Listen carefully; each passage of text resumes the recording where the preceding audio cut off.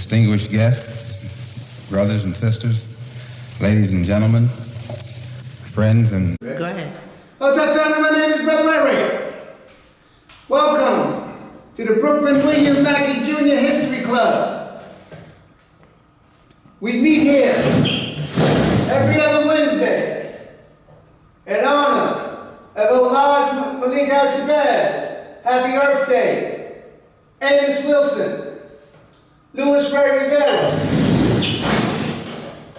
the late great attorney at war, Alton Maddox, Brother Assad, Minister Khalid, Gil Noble, Renovo Rashidi, Dr. Ben, Dr. Prague, Ivan Van Sertima, Professor George Simmons, and all the historians who gave up fame and fortune.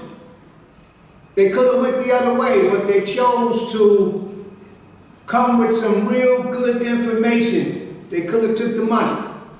So in this weather, I want to thank everybody for coming out and supporting the William Mackey Jr. History Club in honor of Miss Leola, who drove an old car, UAM for life, from Teaneck. And she believed in bringing people together for the live lectures and the talk and the conversation, which is steadily dwelling. And she would eat her dinner in the UAM. And she went beyond the call of duty. And yeah, Doc. And she went beyond the call of duty. Reverend. Yeah. Dr. Lewis, I missed it. Okay, we'll see you when you get here, Doc. Okay, so Will? Okay. We never want to forget Leola because she went beyond the call of duty. So thank you, Leola, for your work in bringing live people together in conversation. So we're going to bring the camera over to the Amos Collection. And the Amos Collection is to help Brother Sababu and African World Info Systems. That's to help Amos Sababu continue the work of Amos. We have Blueprint for Black Power. We have Sababu's latest in honor of Amos, The Psychology of Self-Hatred and Self-Defeat toward a Reclamation of the African Mind. And that's what Amos is trying to do, reclaim our mind. Black on black violence. The psychodynamics of black self-annihilation in service of white domination. African-centered consciousness versus the New World Order. Issues of manhood in black and white. In honor of Louis Ray Rivera, Jazz in Jail. The falsification of African consciousness, where we have a lot of people that's falsifying. Awakening the natural genius of black children. And S.K. Damiana, Distorted Truths, the Bastardization of African Cosmology.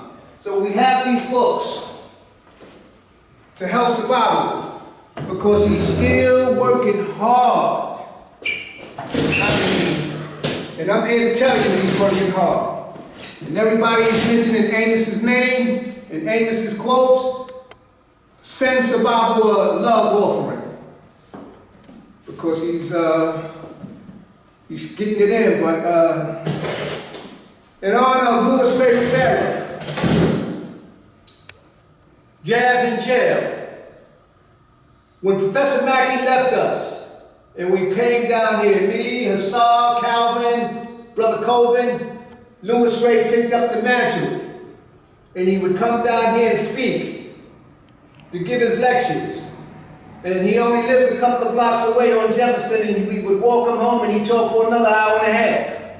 Those were the good old days, so I never want to forget Louis Ray, come out of Marcy Projects over there with my whole family. So this book is in honor of Louis Ray. And Black on Black Violence, the psychodynamic of black self-annihilation in service of white domination.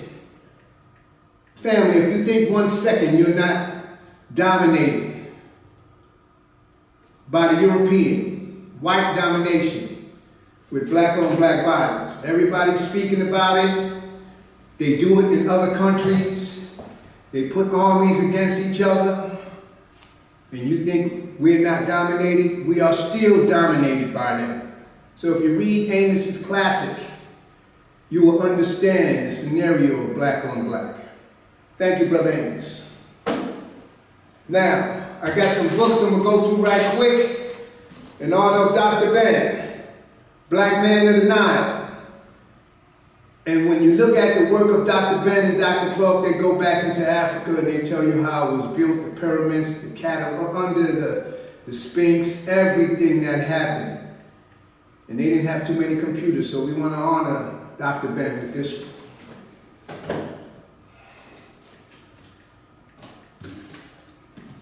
African slavery in Latin America and the Caribbean.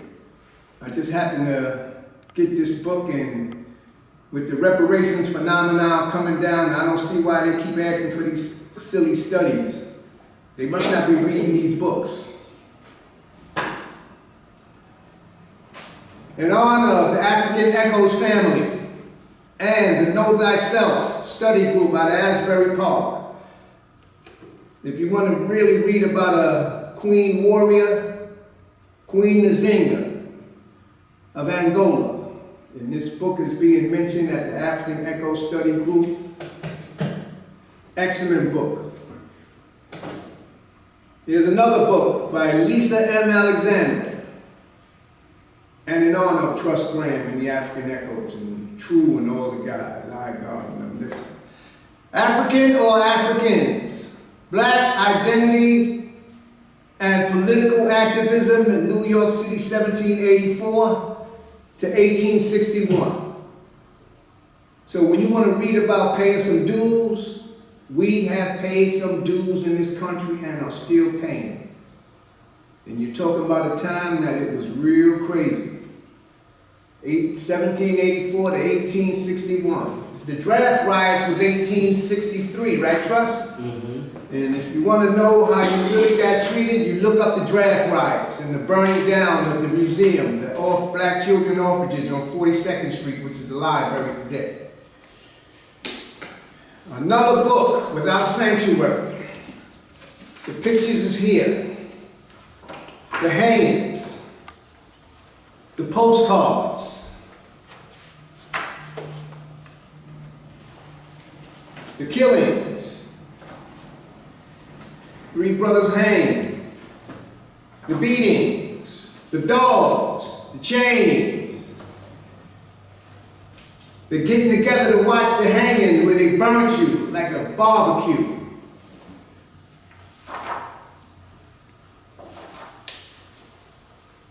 And that's where the word comes from, picnic.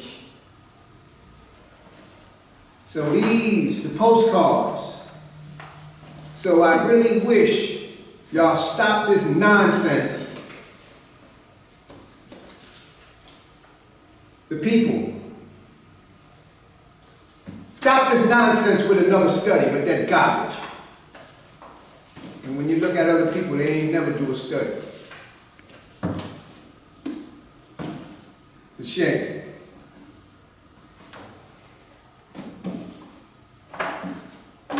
In honor of Io Kamati, the Irritated Genie, in his classics, Jews Are the Problem, and his book number 2, The Psychology of the Jew. Brother Io gets into in-depth with these books. They're small read, but the research behind it is impeccable. Anytime you want to learn about a person, you read the books. This gentleman has his tentacles and everything. And his name is George Soros, the man behind the curtain. And book number 2, Soros, the unauthorized version, The Life and Times, Trading Secrets of the World's Greatest Investor. How he got all his ill-gotten gains. Book number 3, The Shadow Party, how George Soros, Hillary Clinton, and 60s radicals took complete control of the Democratic Party. And they actually are controlling them as we speak. So the books are there. In honor of my girl Cynthia McKinney, who in my personal opinion is the only one that cared about the people of Georgia, And it's a shame that she doesn't have a job in the United States. She's living and teaching out of this country. And it's a shame on how she was being treated for standing up. When China sneezes from the CO-19 lockdown to the global political economic crisis, this book is unbelievable. And Cynthia McKinney said they finally came out with something that's killing us and nobody's crying about it. Everybody's silent. And when Donald Trump mentioned S-hole countries, well, this book is titled How the U.S. Creates Shithole Countries, edited by Cynthia McKinney. You get these books and see why that statement was made. Dr. Lisa White, he was on Sister Filet's program and he had this book, so I brought it, and it's a book on the price you pay for standing up. So now we're going to get into another bread and butter. In honor of Dr. Scott Whitaker, bad guy out of Atlanta, Decatur, Georgia. Get this book, Medicine, that sends the causes and solutions in malnutrition to the medical sins that are killing us. Dr. Scott Whitaker went beyond the call of duty with this book. We want to thank Dr. Scott. And we have these books here, a few of them for the people to understand. Capitalism on the Ventilator. What happened during the 19? You can't let these individuals get away with what happened. You have to know what's going on. You can't let it fly by. And these books are out here. The Wuhan cover-up, thank you, Robert Kennedy. Terrifying bioweapons arms race. Another book by Children's Health Defense and Kennedy, The Real Anthony Fauci. Dirty Dog.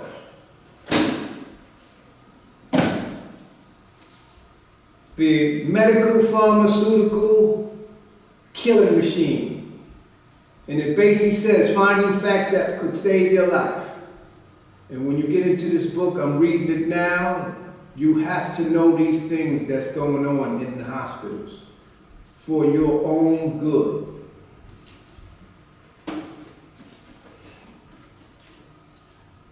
The Manufacturing of a President, Wayne Mansfield's The CIA Insertion of Barack Hussein Obama, where everybody was going crazy over him. So when you get this book, you'll see how they implemented him.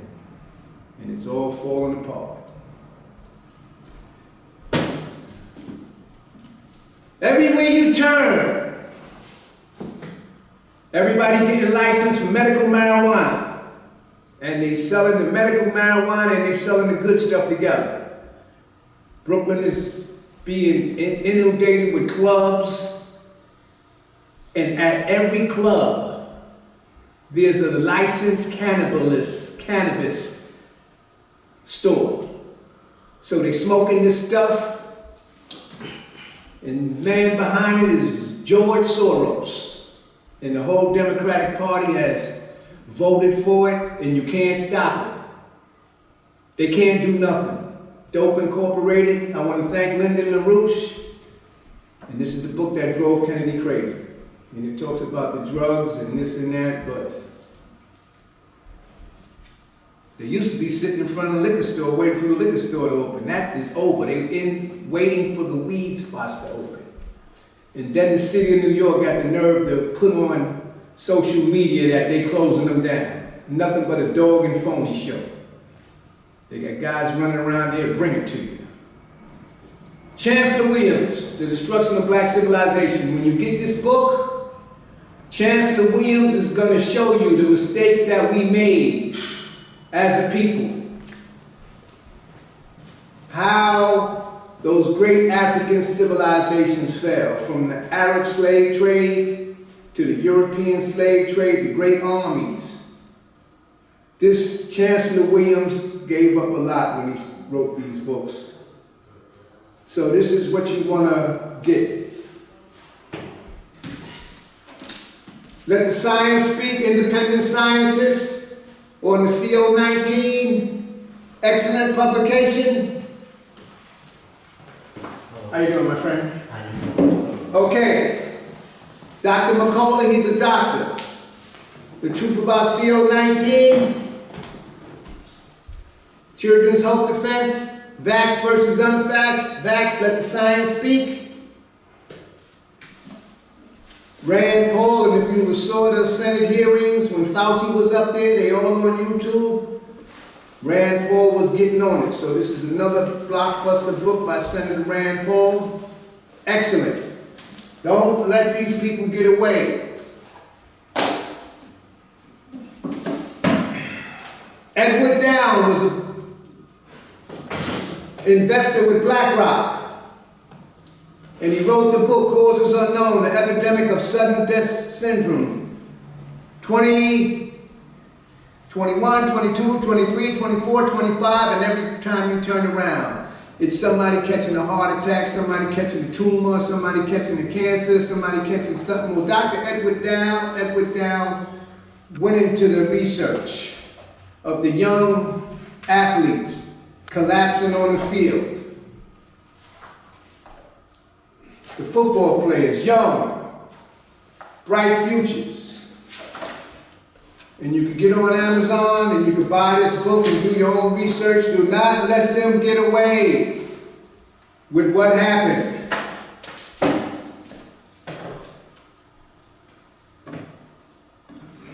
The Pfizer papers. I want to thank Naomi Wolf, Amy Kelly, and with the Freedom of Information Act, they went through and forced Pfizer. Pfizer did not want to give up the information. They wanted to wait 75 years. And none of us will have been alive 75 years from now. So through the Freedom of Information Act, they forced them to come up with the information. And everything is here. The blood. And number 2 book is coming out. It's called the Moderna Papers, where they forced Moderna to come out with the book. So the public can read it. And I just picked this up. Shahzad Khan, Children's Health Defense, forwarded by MD Pierre Corey. The Ultimate Vaccine Timeline. Just came in, straight off the presser. And it goes into the history. We're actually going into 1874, 1876, 1777,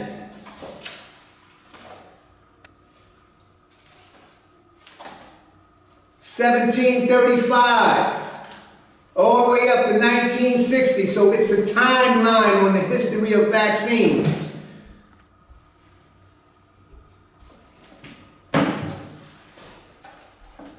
If you missed last week's lecture on Booker T, our sister Tyreen Wright was impeccable. So I have a couple of books for her, from her, that we have here at the Mackey's Group. And I was really under the impression that old Booker T was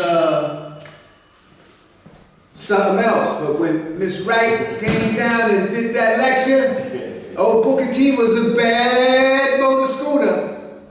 So she's going to come back for part 2. You can see her lecture. So we have her book. Community events real quick. Every Thursday. One of the hottest shows on the East Coast. Thorough Black Talk. Tad, Keisha, Brother Black, Sister Ma, a.k.a. Sister Marcia. And there's another sister on there that, can't remember her name, but this show comes on YouTube tomorrow, 8 o'clock. Our Philadelphia connection. Sister Empress Chief, Brother Lumumba, El Pollinator, and all the good people out of Philly. 10 o'clock on Saturdays. Blog Talk Radio. The telephone number is 1319-527-6189. Join in on the conversation, and sometime we get it together. I missed it because of Mother's Day holiday, so I'm sorry, Sister Empress. And they keep you going, and it's excellent. Every Monday, Sankofa Revolutionary Radio comes on, 10 o'clock. WSYP 95.1 out of Birmingham, Alabama, Brother Anthony Mohammed. From 9 to 10, we have Dr. Haru. And Dr. Haru is basically getting into investments through the Bank of Burkina Faso to help Burkina Faso and Chirari and them. And you can actually, when you get into the program, he's going to tell you how to buy bonds directly from the bank to help them. Excellent program. And then they give you a double header, Ayo Kamati, the irritated genie. He comes on from 10 to 11 with War on the Horizon. So Genie comes on. So Dr. Haru is giving up some good stuff on directly investing. See, instead of talking, you have to send your money and help him so he can keep what they got. That's what everybody else is doing. That's why he's giving up a lot of the resources. And according to him, the returns are going over 11%. So tune in to Sankofa Revolutionary Radio and look at all the information. Excellent. So I want to thank Anthony Mohammed, and I want to thank Dr. Haru for the information, and all his products is excellent. Big ups. Also, every Tuesday at 3 o'clock, Dr. Halim, Your Immunity Project, comes on at 3 o'clock, and then they rebroadcast it at 7 o'clock, and also show it to you on Calfani Radio. So you go into Dr. Halim, Your Immunity Project program, and you can get all the information on that. Every Friday, the African Echo Study Group with Brother Trust Graham, our keynote speaker, Brother True, Brother Danny, it's a whole bunch of them, iGod, all of them. Brother Cal. What's the other guy named the old guy? Oh, Bruce. Brother Bruce. So it's an excellent study group, and when they start talking, hey, it's real good. But not only that, they give you a blockbuster doubleheader. They come on Saturdays at 1:30 with the Know Thyself Study Group out of Asbury Park, and they're doing the destruction of black civilization. And they're doing on Friday the psychology of self-hatred. So we want to thank African Echoes and Brother Trust. He gives you a blockbuster. Also, the Simotap organization. Also, our bad brother, State of the City, Brother Darren Muhammad. He does the State of the City out of Baltimore, and he comes on Facebook and Instagram, State of the City. So Brother Darren Muhammad is giving us a lot of information. He comes on every Saturday at 12 o'clock to 2 o'clock, blockbuster program, but he gives you a double header, sometime Wednesday, sometime Thursday, whenever he can swing it. He comes on, and we want to give Brother Darren Muhammad big ups on what he's talking about, especially with this fraud, Wes Moore, who wrote a book trying to say it was his family, so he's exposing them. And I want to thank him for doing that. So big ups to Darren Muhammad in State of the City out of Baltimore, 12 o'clock. YouTube and Instagram, Thursday or Friday. Big ups to Darren Muhammad. The Simotap organization with Dr. James McIntosh, Betty Dodson, Richard G. Theodore. The Mindfield program comes on every Tuesday at 10 o'clock a.m. on WBAI. And we still got that fight going on. If anybody is able to see the cartoon depiction of the old Good Times television series, they just took it and they destroyed the images of all of them. From Michael to the Father James, to Thelma, the kids selling drugs, throwing all kind of art. It's disgusting. So we're in a big fight with Netflix, and you're running around talking about how you think you're going to get some reparations with this nonsense, and you can't even get no respect from Hollywood, depicting black folks like nothing. They don't give people anything unless they respect it. So if you can't stop Hollywood from destroying our image, if you think you're getting a quarter from them, you're out your damn mind. Thank you, Dr. Mack, and all the organizations that come out and march Because if you see that Good Times that Netflix put out, you are going to be real mad on the betrayal. And what makes it so bad, they show it all over the world, the way you're depicted.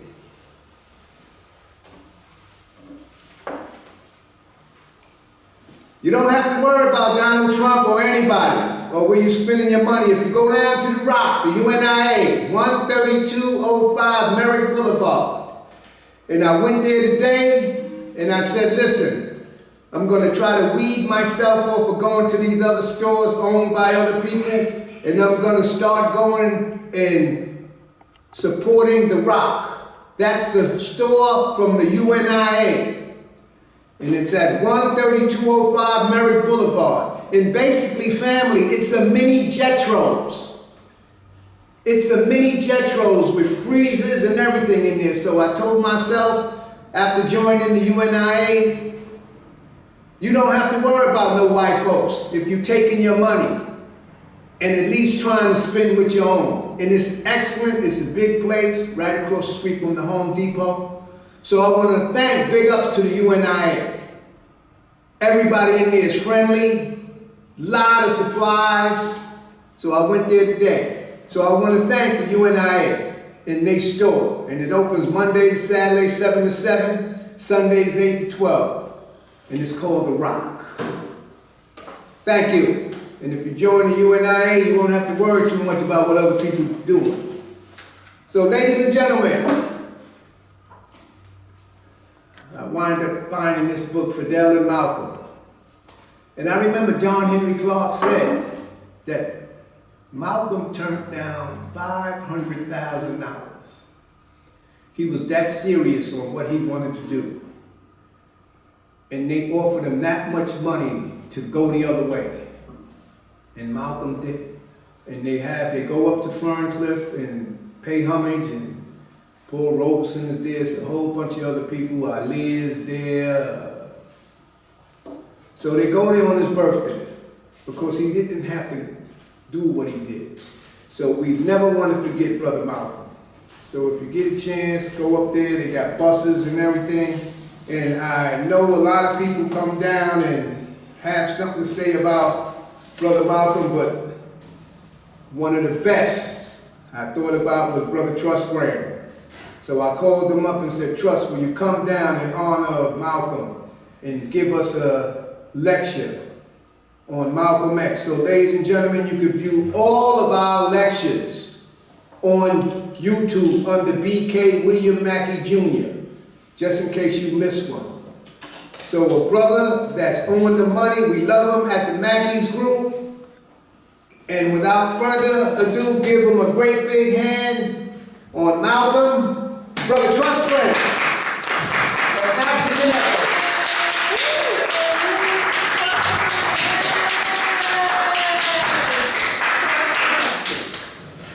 Thank you, Brother Ray. And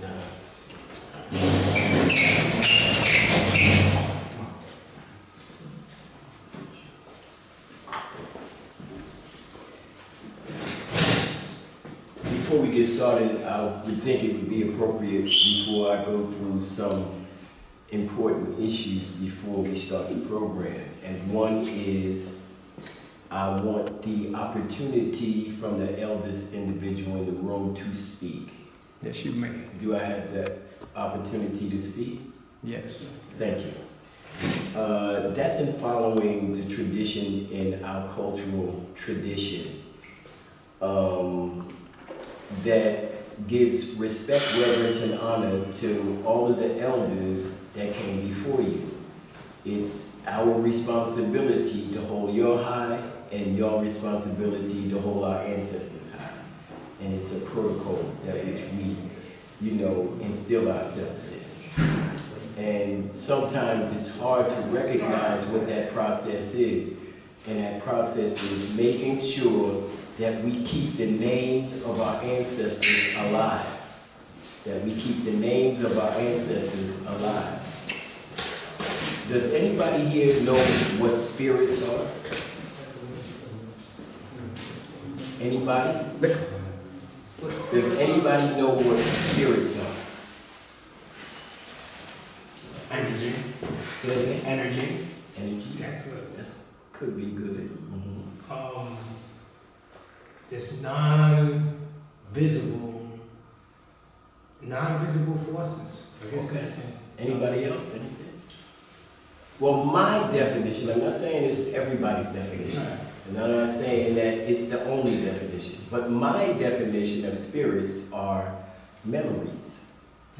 Memories are truly the spirits of our ancestors. And it's through those memories we keep our ancestors alive. Amen. I agree.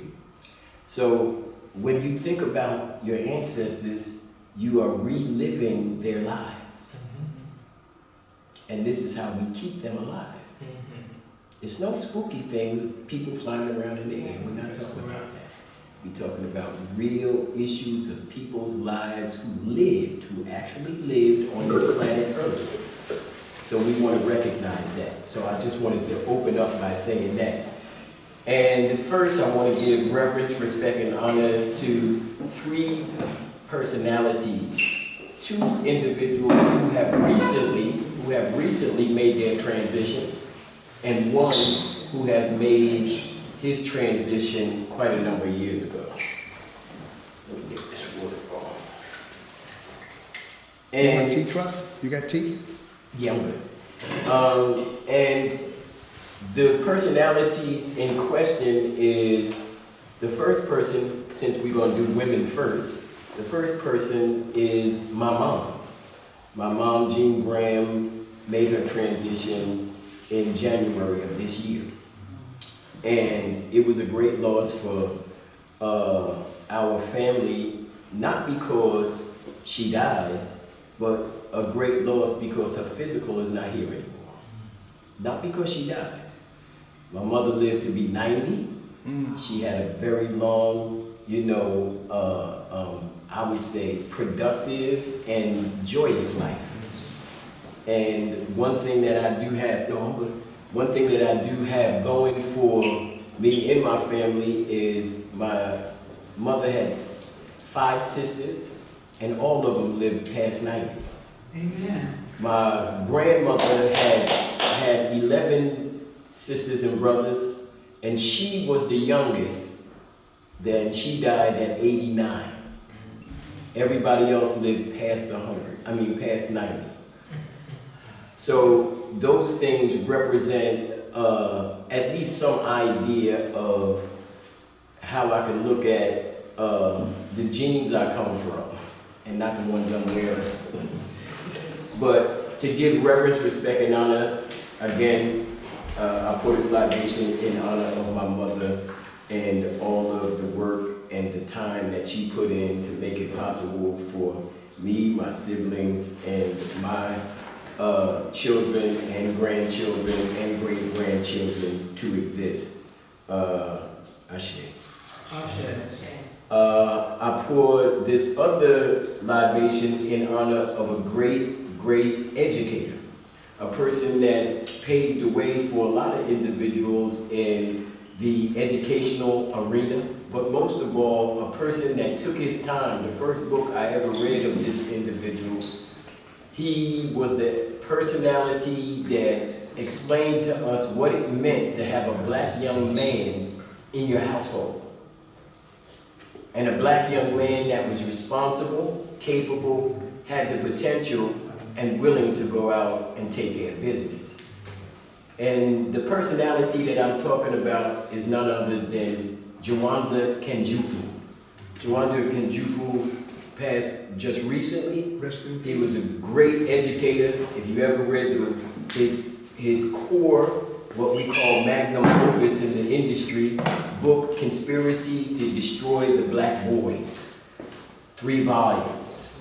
And it is, I would say, the core in regard to the first books that came out addressing these particular issues.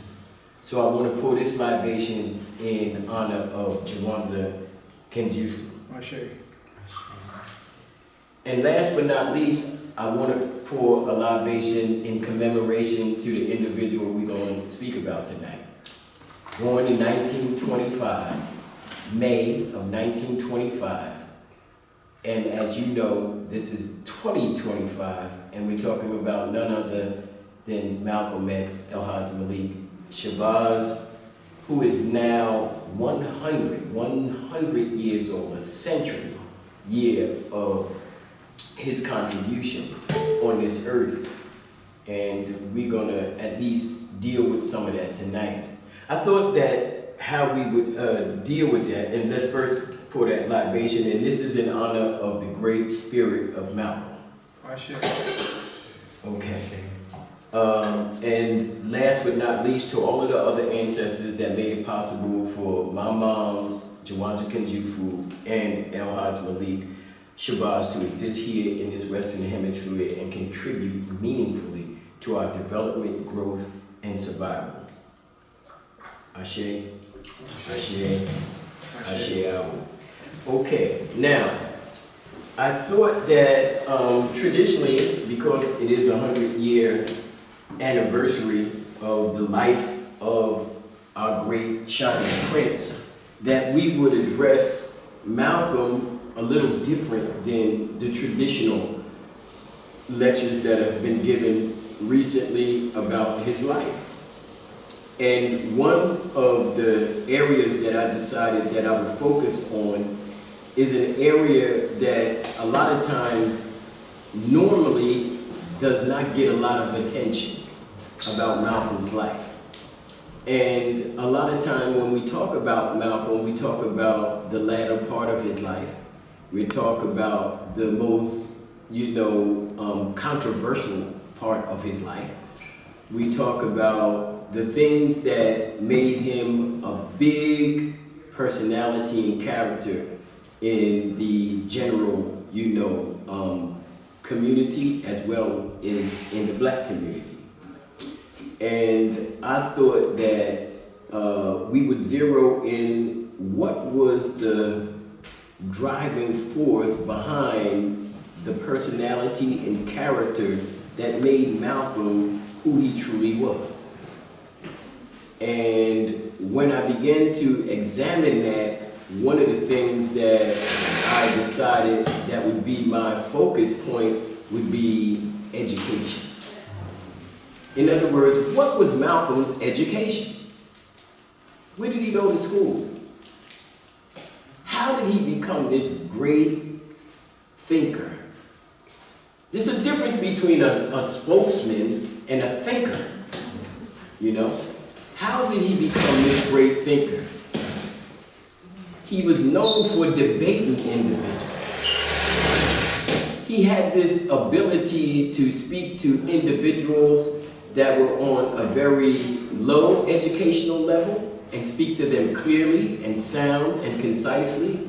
And he could do the same if you was at Oxford Union in London and spoke at Harvard in the United States. And one of the things that I began to realize is that a lot of the individuals that became the most prominent personalities of modern day time, one thing they all have in common. I'm talking about people like Jesus and Muhammad. I'm talking about people like Bill Gates. People like, these are all individuals that didn't have a formal education.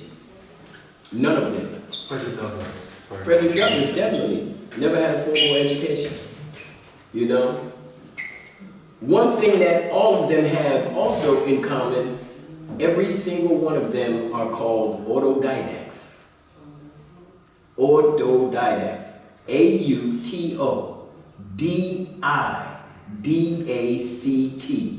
Autodidact. What that means is you're self-taught. Let me say that again. Autodidact. When somebody is a self-taught individual, he's defined as an autodidact. So in this case, Malcolm was an autodidact. Jesus, an autodidact. You get what I'm saying? That these individuals were the seekers themselves. And one of the significance about Malcolm's educational experience is, from a formal perspective, it was very limited. So he went to grammar school, born in Omaha, Nebraska, and he went to grammar school in Omaha, Nebraska. The only problem is, at I think 4 or 5, and when I say grammar school, I mean Little Red Schoolhouse Grammar School. But at 4 or 5, his father moves from Omaha, Nebraska to Lansing, Michigan. It was almost like moving from the frying pan to the fire. And the reason I say that, because a lot of us don't really understand the magnitude of the impact of the Ku Klux Klan. Because most of us have this idea, when we think of the Klan, we think of the South. Let me say that again. When we think of the Klan, we think of the South. The largest Klan populations were in Indiana. Midwest. That's right. Indiana, Chicago, Kansas City. Places that you would never think of as being outlets for, this particular religious, racist, organization. And a lot of times we don't highlight the religious factor of the Ku Klux Klan. Remember, it's a religious organization that is bent on terrorism. A religious organization that's bent on terrorism. So religious that they burn crosses on your lawn. Amen. Again, this is what we're talking about. So when we talk about Malcolm and his education, we're talking about this kind of experience. He moves from Omaha to Lansing, Michigan, and he's literally confronted by this Ku Klux Klan community. As you know, his father Earl and his mother Louise, both of them strong, passionate, committed Garveyites, as our brother he is, committed Garveyites. And Louise was so committed that she wrote articles for the Negro World newspaper in Lansing, Michigan. Yes, indeed. And the father Earl was a recruiter for the UNIA. Went out literally recruiting individuals for the organization. So much so that it caused an uproar in the community and lost his life in the process. They beat him down fiercely, and from what is told, was literally severed by a trolley car at the waist. This is Earl Little. Laid them on the tracks. That's right. After they beat him down, they laid him on the track and let the car run away. Again, Earl Little, Malcolm's father, a Garveyite. So anything that we think about Malcolm's experience into what it meant to be black, he didn't just learn that from Elijah Muhammad, the Nation of Islam, or Wallace Farrar Muhammad. That this particular influence started in his home, in his household. And what that did was it instilled in them, one, a love for being black. Two, that we can be self-reliant, take care of ourselves. Three, we will teach and educate our own. That was Louise and Earl's position. We're going to take care of our children in every way possible. And that is a sense of leadership. What it meant to be in position of control be that individual that other individuals look up to. Remember, a leader and a boss are two different things. A leader and a boss are two different things. If I ask, can anybody give me any describing differences? What's the difference between a leader and a boss? Anybody? Leader and a boss? Go ahead. Boss my dear. controls. Go ahead, my dear. I would say the boss tells you what to do, Mhm. and the leader shows you what to do. Okay, that sounds comparable. That sounds very comparable. I'll add to that. A leader is a person you want to follow. A boss is a person you have to follow. Real easy. And it's based on the very nature of what the two personalities bring to the table. A leader brings a personality that is enthusiastic, that wants you to do what he wants you to do. In other words, he wants you to do something and you want to do it for him or for her. That's what a real leader will do. They will bring out of you things that other people would never do. But a boss is an individual who only has one thing in mind: getting the job done at all costs and don't care how to do it. That's what a boss does. Anybody know where the word boss comes from? Boss is a Dutch word. It comes from the root word baas. The word itself was a substitute when the Dutch, because y'all know this place y'all live in called New York, was a Dutch colony. And those individuals wanted to use the word baas because it was a substitute for master. So think of this. Every time you see that person that you work for and you call them boss, you calling them master. Think about that. Yes, sir, master. Think about it. But be it as it may, what we begin to realize is the role that the environment is playing in Malcolm's development. We're not talking about, when we say a school, an academic institution, that's one form of an educational experience. But there's an educational experience way deeper than that academic educational experience. And it got more to offer than it will ever have. And that experience, that institution is called the world. The world.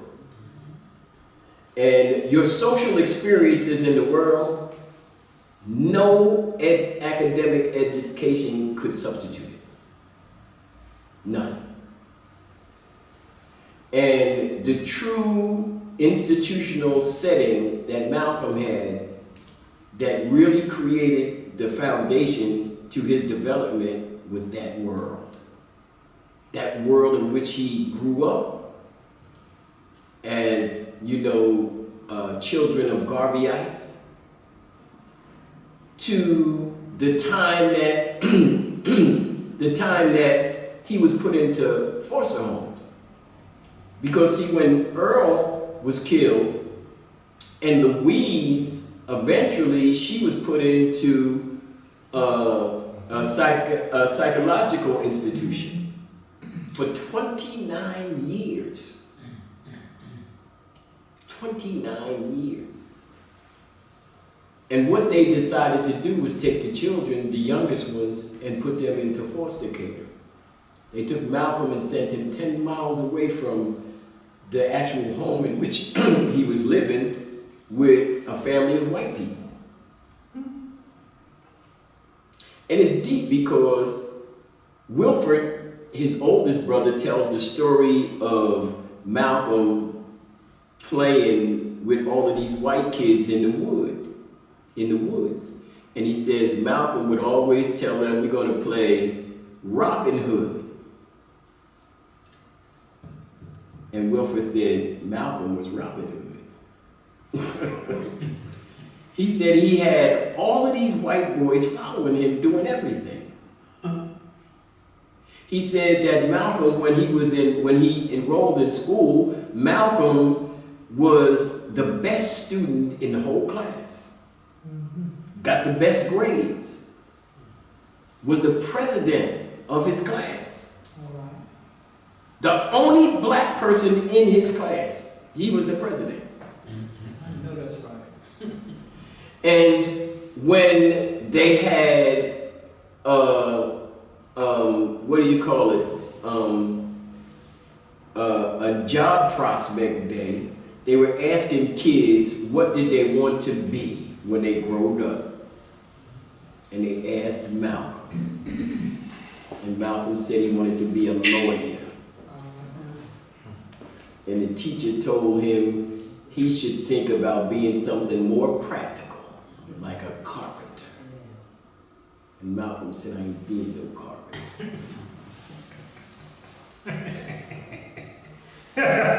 But what it's showing us is that at that very early stage, the white society was trying to instill into us inferiorities, concepts. It's sad, but a lot of us took the bait. We felt that white people's ice was colder than our ice. That's what we thought. But Malcolm didn't think ahead. This was while he was in the 8th grade, and eventually he dropped out of school. Because he knew that based on what he said, and based on the environment in which he lived, he knew that his possibilities, his opportunities, his prospects were very limited. And this is what created the necessity to go in another direction and get something that he knew could supply the basic fundamentals of life: food, clothing, and shelter.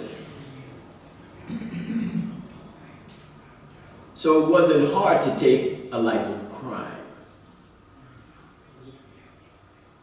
But remember, that whole crime experience, it's also an educational experience. I remember this experience. Well, the issue is that in life, in this life, if you're a human being, you're going to know good and bad. Yeah, that's right. If you don't, you ain't going to survive. For real.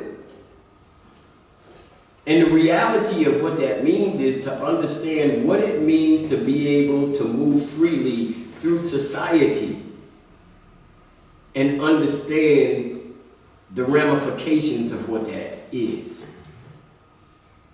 So Malcolm understood that the environment in which he lived, he had to find an unorthodox way in order to address the challenges that confronted him. So that life of crime, it wasn't that you just eased into it. You had to find out what was going on, like everything else.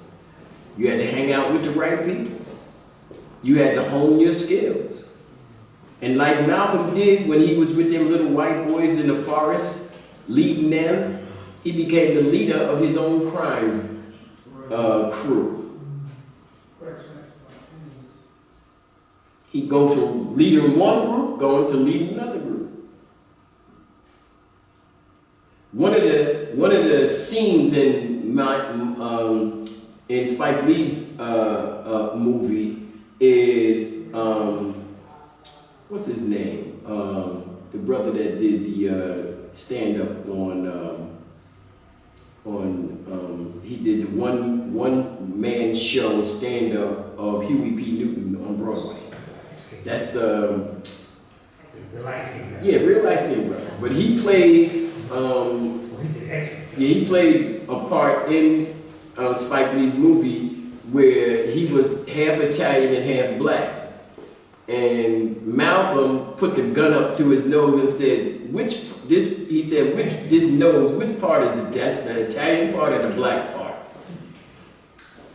And The reason I'm mentioning this scene is because Malcolm had this idea that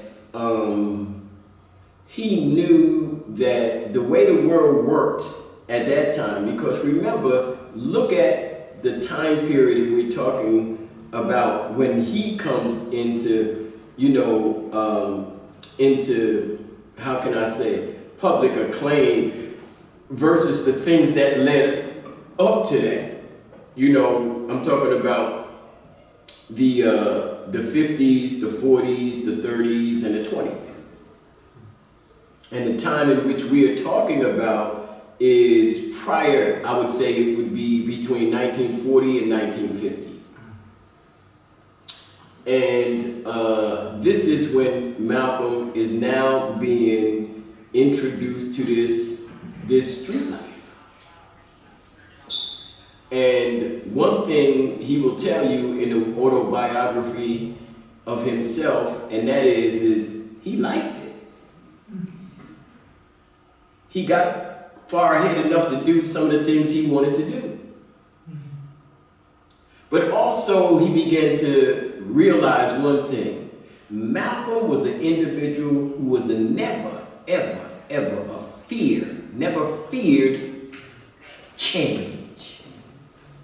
Malcolm never feared change.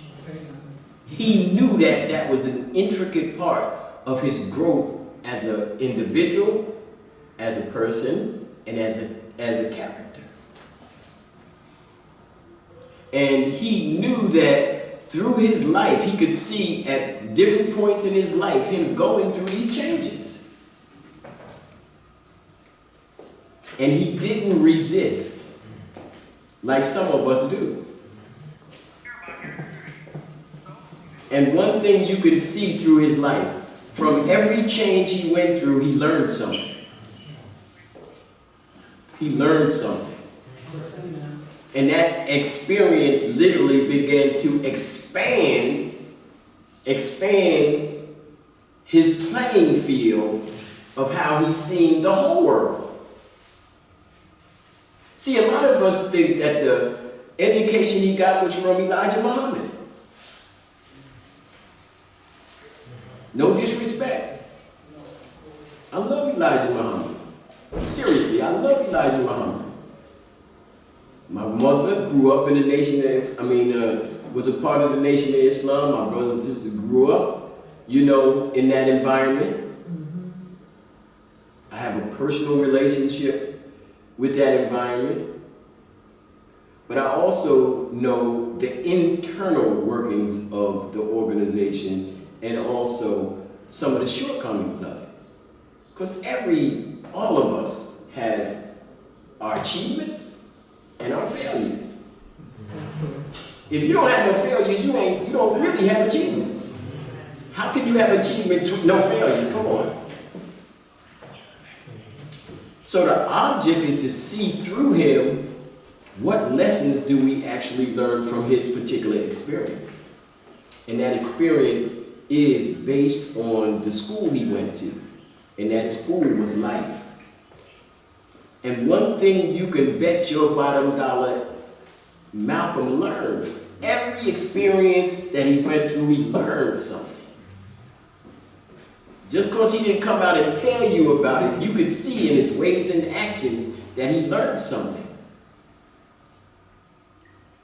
So the experience and the lifestyle that he found in the criminal life, he began to realize that it had limits.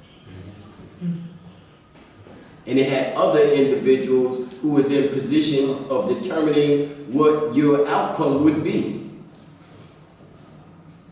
So like in the movie or in the book when they talk about this guy, West Indian Archie, he wasn't just, a guy Malcolm worked for. He was a guy who taught Malcolm the game.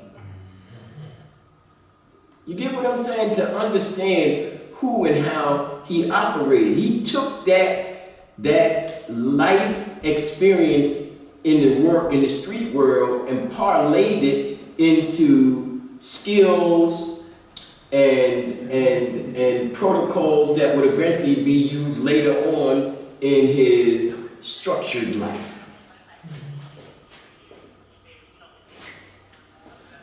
All of us know some of the best CEOs in the world are drug dealers. Y'all might not want to say it, but it just happens to be the truth. Yes, that's it. And the issue is that we look at Jay-Z because he did his illegal. But look at pharmaceutical. They did theirs legal and they still killing people. And got good protection too. So the idea of what I'm trying to instill in this conversation is that that experience in his street life prepared him for some things he would be confronting in his structured life. The greatest, I think, impact on his educational development and growth was incarceration. I think that played, I would say, one of the major roles of what created that intellectual,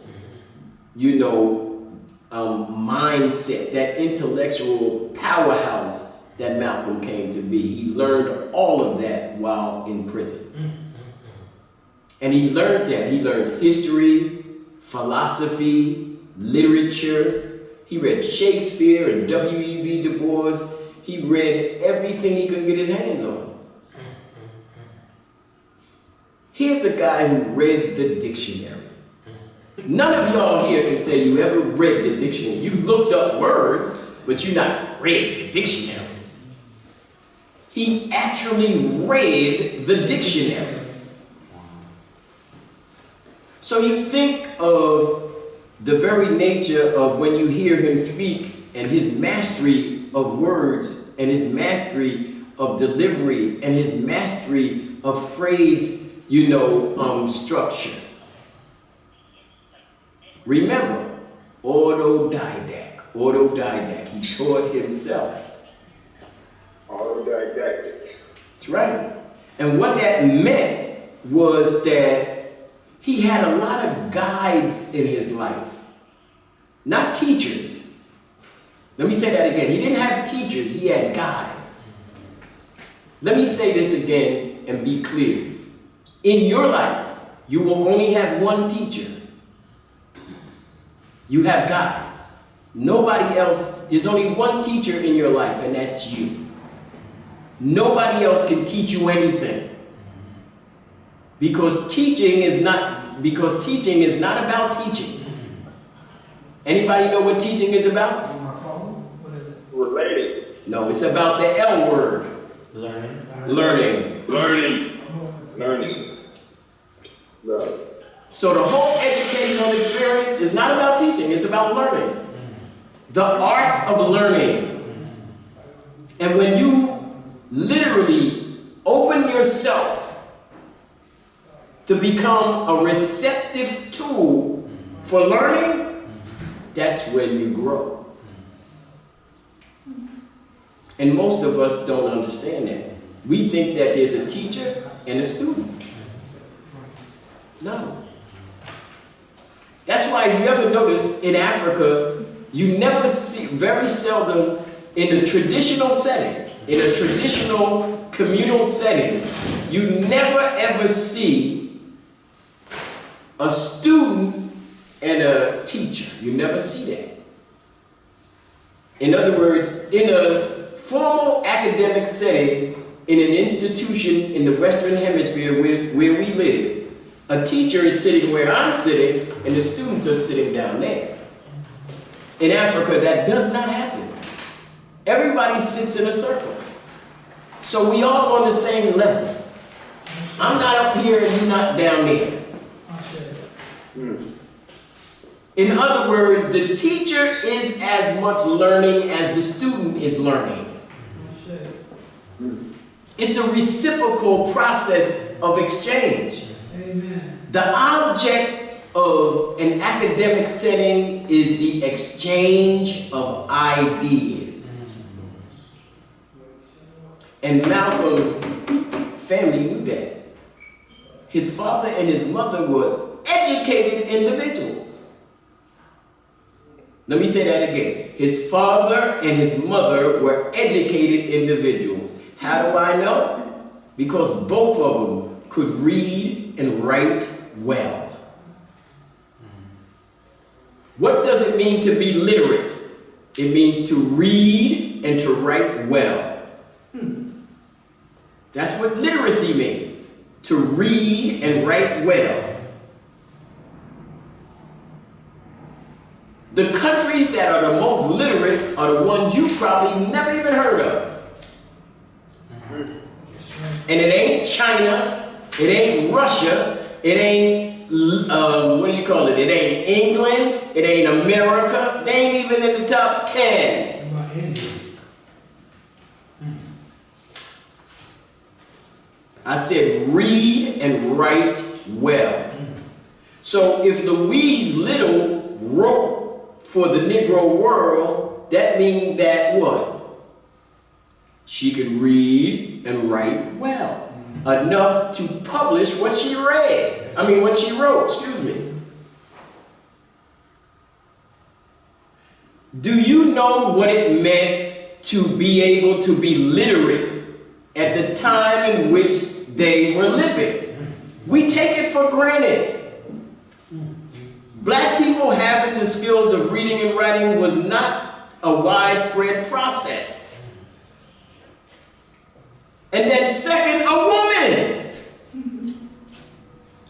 Black and a woman. But yet, she wrote for the Negro World newspaper. This is good stuff. Amen. And what I'm saying is that academic experience was generated in the household. And you see it in other aspects of his brothers and sisters' lives. From his oldest brother Wilfred, to his youngest brother Wesley, to Filbert, to Reginald, to Yvonne, all of them. And all of them had that experience or that contact with the Nation of Islam. And now we talk about that experience while he was in prison that literally began to, how can I say, give a spark to that thirst for knowledge. And that's where he just couldn't get enough. You could never quench his thirst for knowing. It wasn't enough. So the first thing he did when he got out of jail, he went to jail in 1946 and he got out in 1952. When he went to jail and he got out, his first act was to go to the Honorable Elijah Muhammad and to further his education. And remember, the Nation of Islam's major function, anybody know what the Nation of Islam's major function, what was its purpose? Teach black folks to be self-sufficient and to be economically empowered and to take care of ourselves and not dealing with white folks and the racism in America. Which is basically right, 100%, but not just self-reliance. The issue was whether it was Nation of Islam, whether it was the UNIA, whether it was the Moorish Science Temple, all of them had the main purpose was the resurrection of an identity. You were trying to rebuild an identity. All of those organizations focused on creating a new black community. That's correct. Absolutely. And in order to do that, you had to have in place a set of protocols that would be necessary that all individuals would clearly understand, commit themselves, Okay. and watch the community grow. So the driving force behind the Nation of Islam Okay. was knowledge of self. Knowledge of self. That was the major, fundamental objective. To rebuild the identity of who you are, to recapture all of that which was taken from you. Your God, your language, your culture, your religion. It was something that we really had to look at and begin to understand the significance of what that meant. So to Malcolm, that experience was mind-blowing. Remember, he read all of these books while he was in the pen at a period of time where he was in correspondence with Elijah Muhammad. He didn't meet him at that time.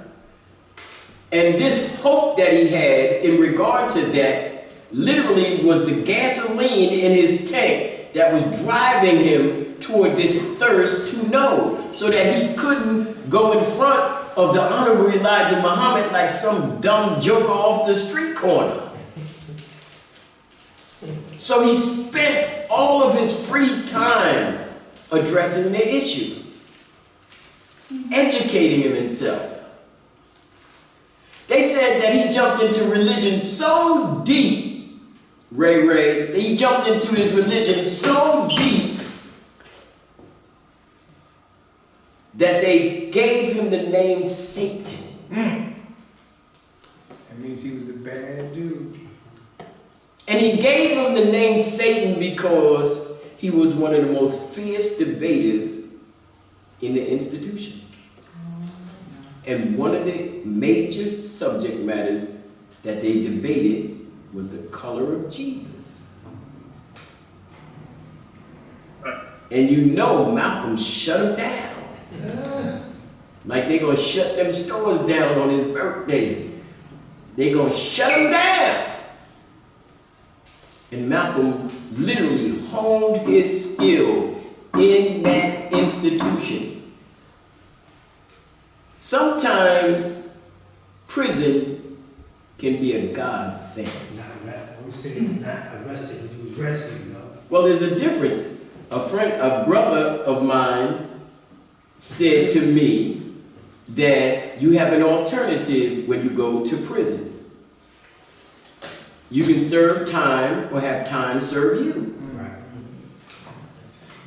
That's what he told me. And he said his time, he spent 10 years. He said his time he spent and had that time work for him. And when he came out, he was a changed individual.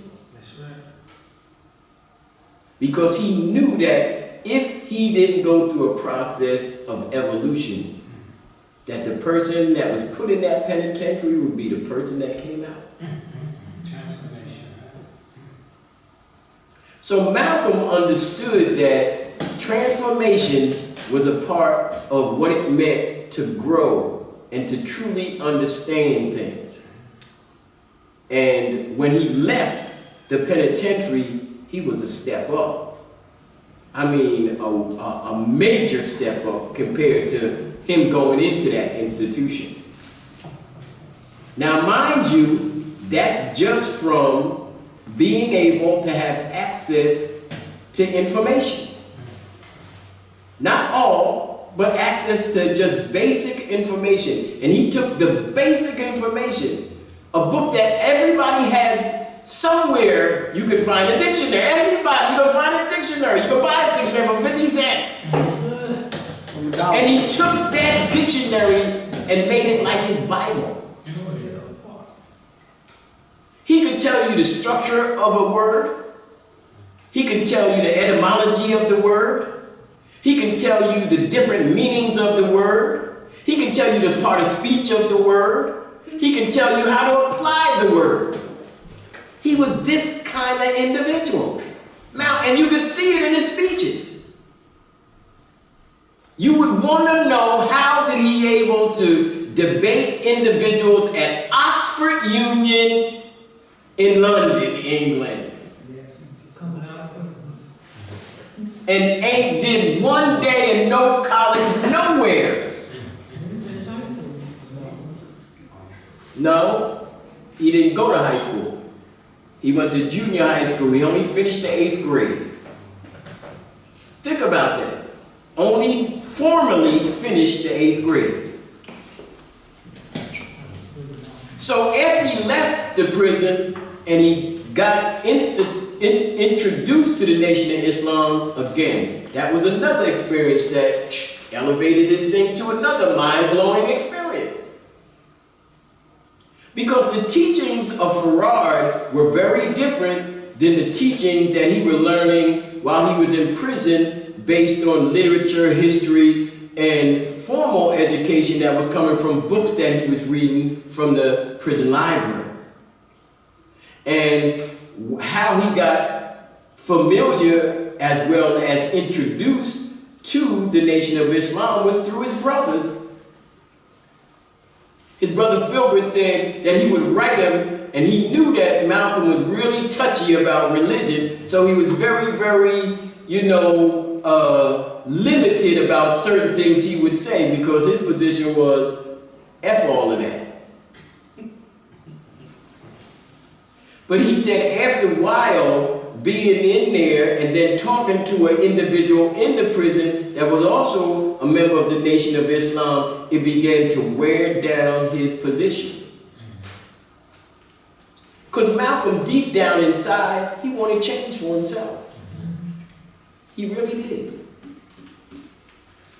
That's why I loved him so much, because he was an individual who was not afraid of change. A lot of leaders are fearful of change. Because sometimes it means that their level of aggrandizement, their popularity is reduced. Sometimes even wiped away. Ego. That's exactly correct. We get caught up into the emotionalism of it. But Malcolm wasn't that kind of guy. He just never was that kind of guy. Or I shouldn't say never. I should say when he became conscious, aware, knowledgeable of his conditions and what it meant for him to be able to follow through. So when he became a member of the Nation of Islam, that gave him discipline. Discipline that he never ever experienced before. It meant being on time. It meant being responsible. It meant being accountable. Absolutely. Right. The only difference between the Nation of Islam and the street was your accountability was held to the captain or the lieutenant or the Honorable Elijah Muhammad. In the street, your accountability was to the gun barrel. So that you to live up, you was on the end side of the gutter. The end result was the same. Live by the gun, die by the gun. That's it. So a lot of the protocol that was instilled in the Nation of Islam had a lot to do with reprimand. In other words, the FOI was to look at as a military, paramilitary organization that instilled reprimand when you got out of line.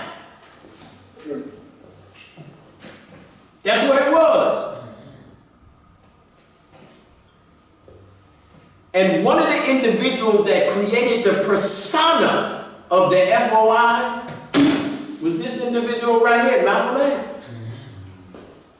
What you know of the FOI, the current FOI, as we see them today, after Malcolm's involvement, is a completely new horse of a different color. The majority of the Nation of Islam prior to Malcolm was all ex-Christians. Let me say that again. Old. When I say old, I mean my age old, 70. Christians that converted. That's right. Versus when Malcolm comes in, he begins to go after younger and individuals that were more compatible to his lifestyle. So one of the major recruits for the Nation of Islam in the late 40s and early 50s become the prison institutions. Go ahead. They become the foundation, the schools, the incubators for the next power organization that's going to take the black community by storm. Okay, now. Speaking of some This is real stuff. Yes. And the Nation of Islam knew what it took to do so. No disrespect to the Honorable Elijah Muhammad, one of the greatest black men in America. But he had no teachings. Let me say this again. This is no disrespect to the Honorable Elijah Muhammad. The only teachings that come out of the Nation of Islam are from Master Farad Muhammad. He is the individual. Those lessons that you read, all of those, the lost found Muslims lessons of the Nation of Islam, of the tribe of Shabazz, are the concoction of Master Farad Muhammad. This is not what I'm saying. This is not what I got from some book. This comes from the mouth of the Honorable Elijah Muhammad. He would not take any credit for what Master Farad did. He would not do it. So when he taught what he taught, he said, Master Farad Muhammad said, every time, because he knew that he didn't come up with it. But he knew that what his responsibility was. He was the what? God. No. M. Man. No. He was the messenger. What does a messenger do? Bring a message. Imagination. Right. You're not the individual who's the source of the message. You're just the carrier of the message. Do it. Right. And that being that conduit shows you that your responsibility is not the same as the person who you got the message from. And it's more convincing.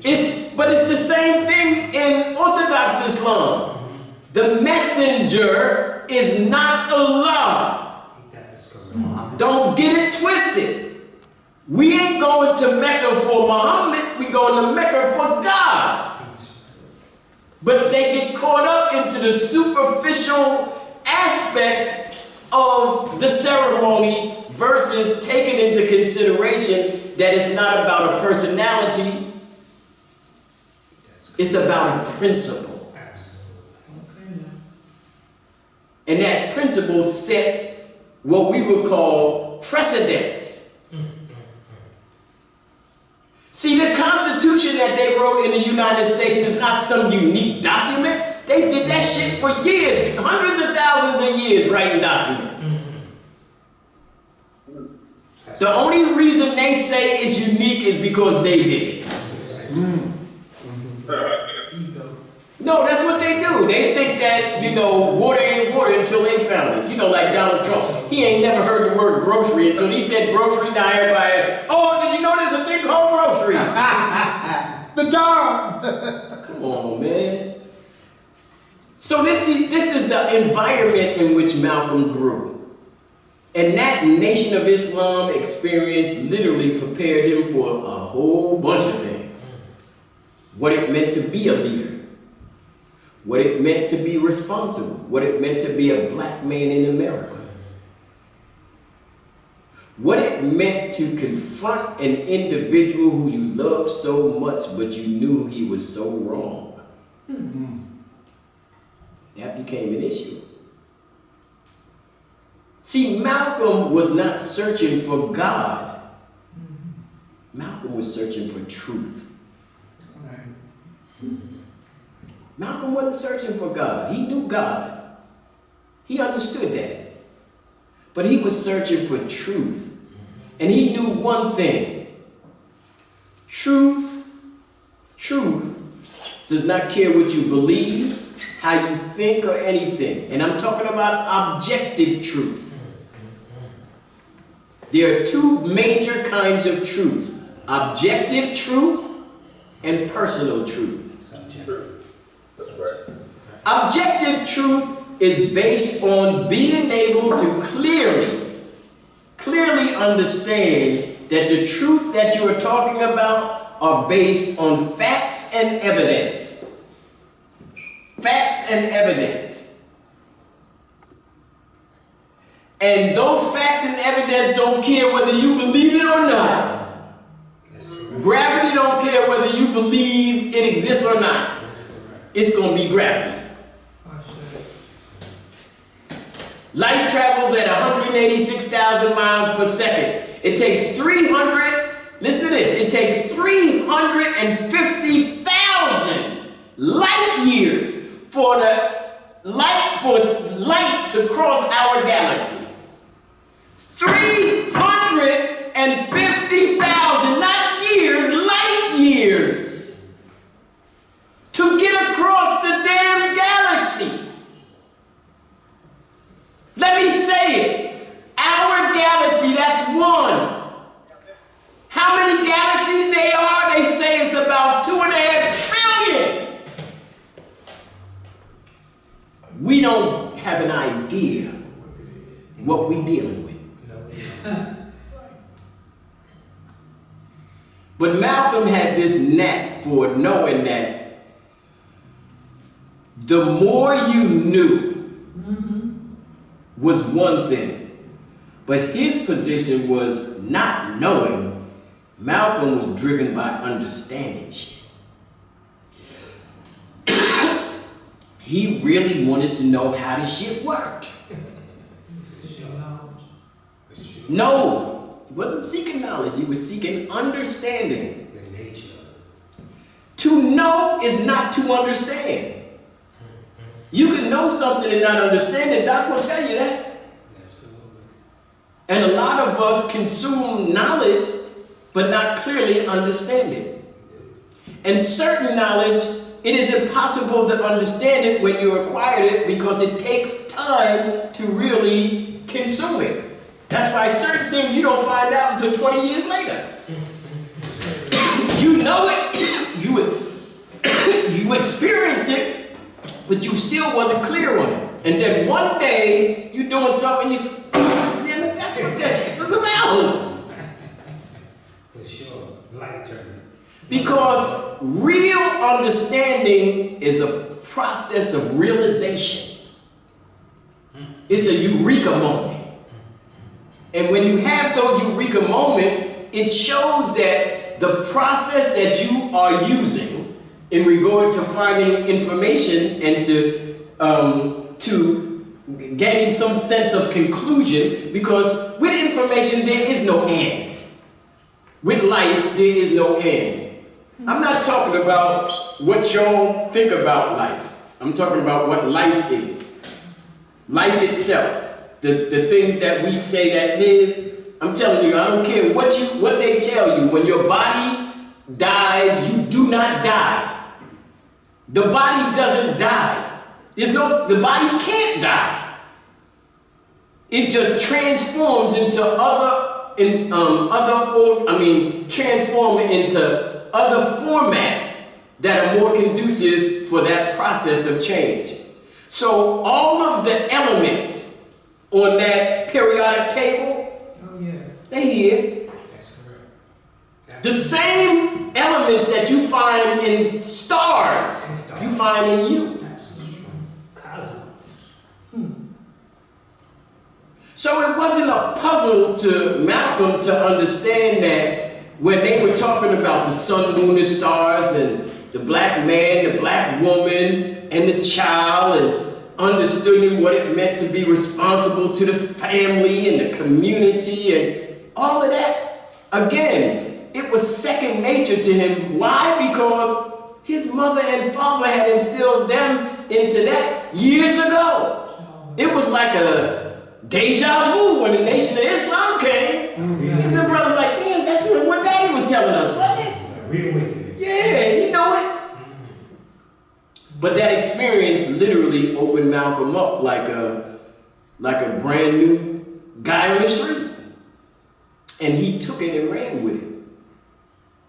In other words, he took that insight and used it as a leveling tool to address the conditions and the challenges that confronted black people.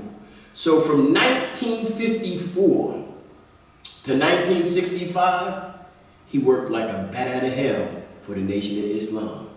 There's no other person in the nation since then or now that have contributed more than Malcolm X did to the Nation of Islam. No other person beyond, again, the Honorable Elijah Muhammad. We definitely, make no issues about his contribution. But when we talk about Malcolm, no other convert, no other student, no other individual in the nation that was more committed, that was more dedicated, that was more tirelessly in the midst of the Nation of Islam that you could name. No. What about Farrakhan? Not even close. This is not what I say. I'll say this. Go ask Farrakhan and ask him what he said. Don't ask me. Ask Farrakhan. And the reason I'm saying this, but the reason I'm saying this because Farrakhan will tell you vehemently that Elijah Muhammad taught him. He will tell you that, but he knows that that's not what happened. Malcolm taught his ass. That's realistic. Malcolm is the one that gave him his first suit. Malcolm is the individual. He didn't go to Elijah Muhammad's mosque. He wasn't under Elijah Muhammad. He was in New York City under Malcolm X, so close that if he farted, his face would be brown. And this is no disrespect in regard to Minister Farrakhan. Great. One of the great dedicated Nation of Islam members, bar none. But the issue is to look at the development and growth of that organization. Listen, when Malcolm came into the organization, they had 7 mosques. 7. By the time he left, it was damn near 50 all over the country. I mean, every state. I mean, this individual did more to advance the foundation of this organization, bar none.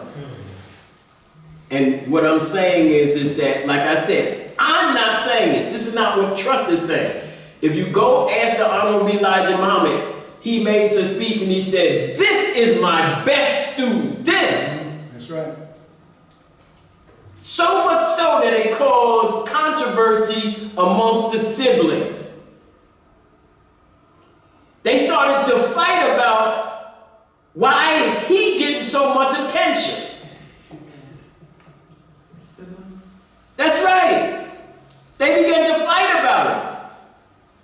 And you know what Malcolm did? Malcolm didn't fight him. Malcolm went to the Honorable Elijah Muhammad and asked the Honorable Elijah Muhammad to make a special place for his descendants, his siblings, what they call a hierarchy, a royal family. Malcolm created that because he wanted them to have a special position in the organization that people could see. Right. Great. And this is where all of that nepotism came from. By the time Wallace D took over, he said his brothers and sisters was going to the mosque with, listen to this, fur mink shoestrings in their shoes. We do not understand the magnitude of what Malcolm went through, that whole experience. But that experience taught him who he really was.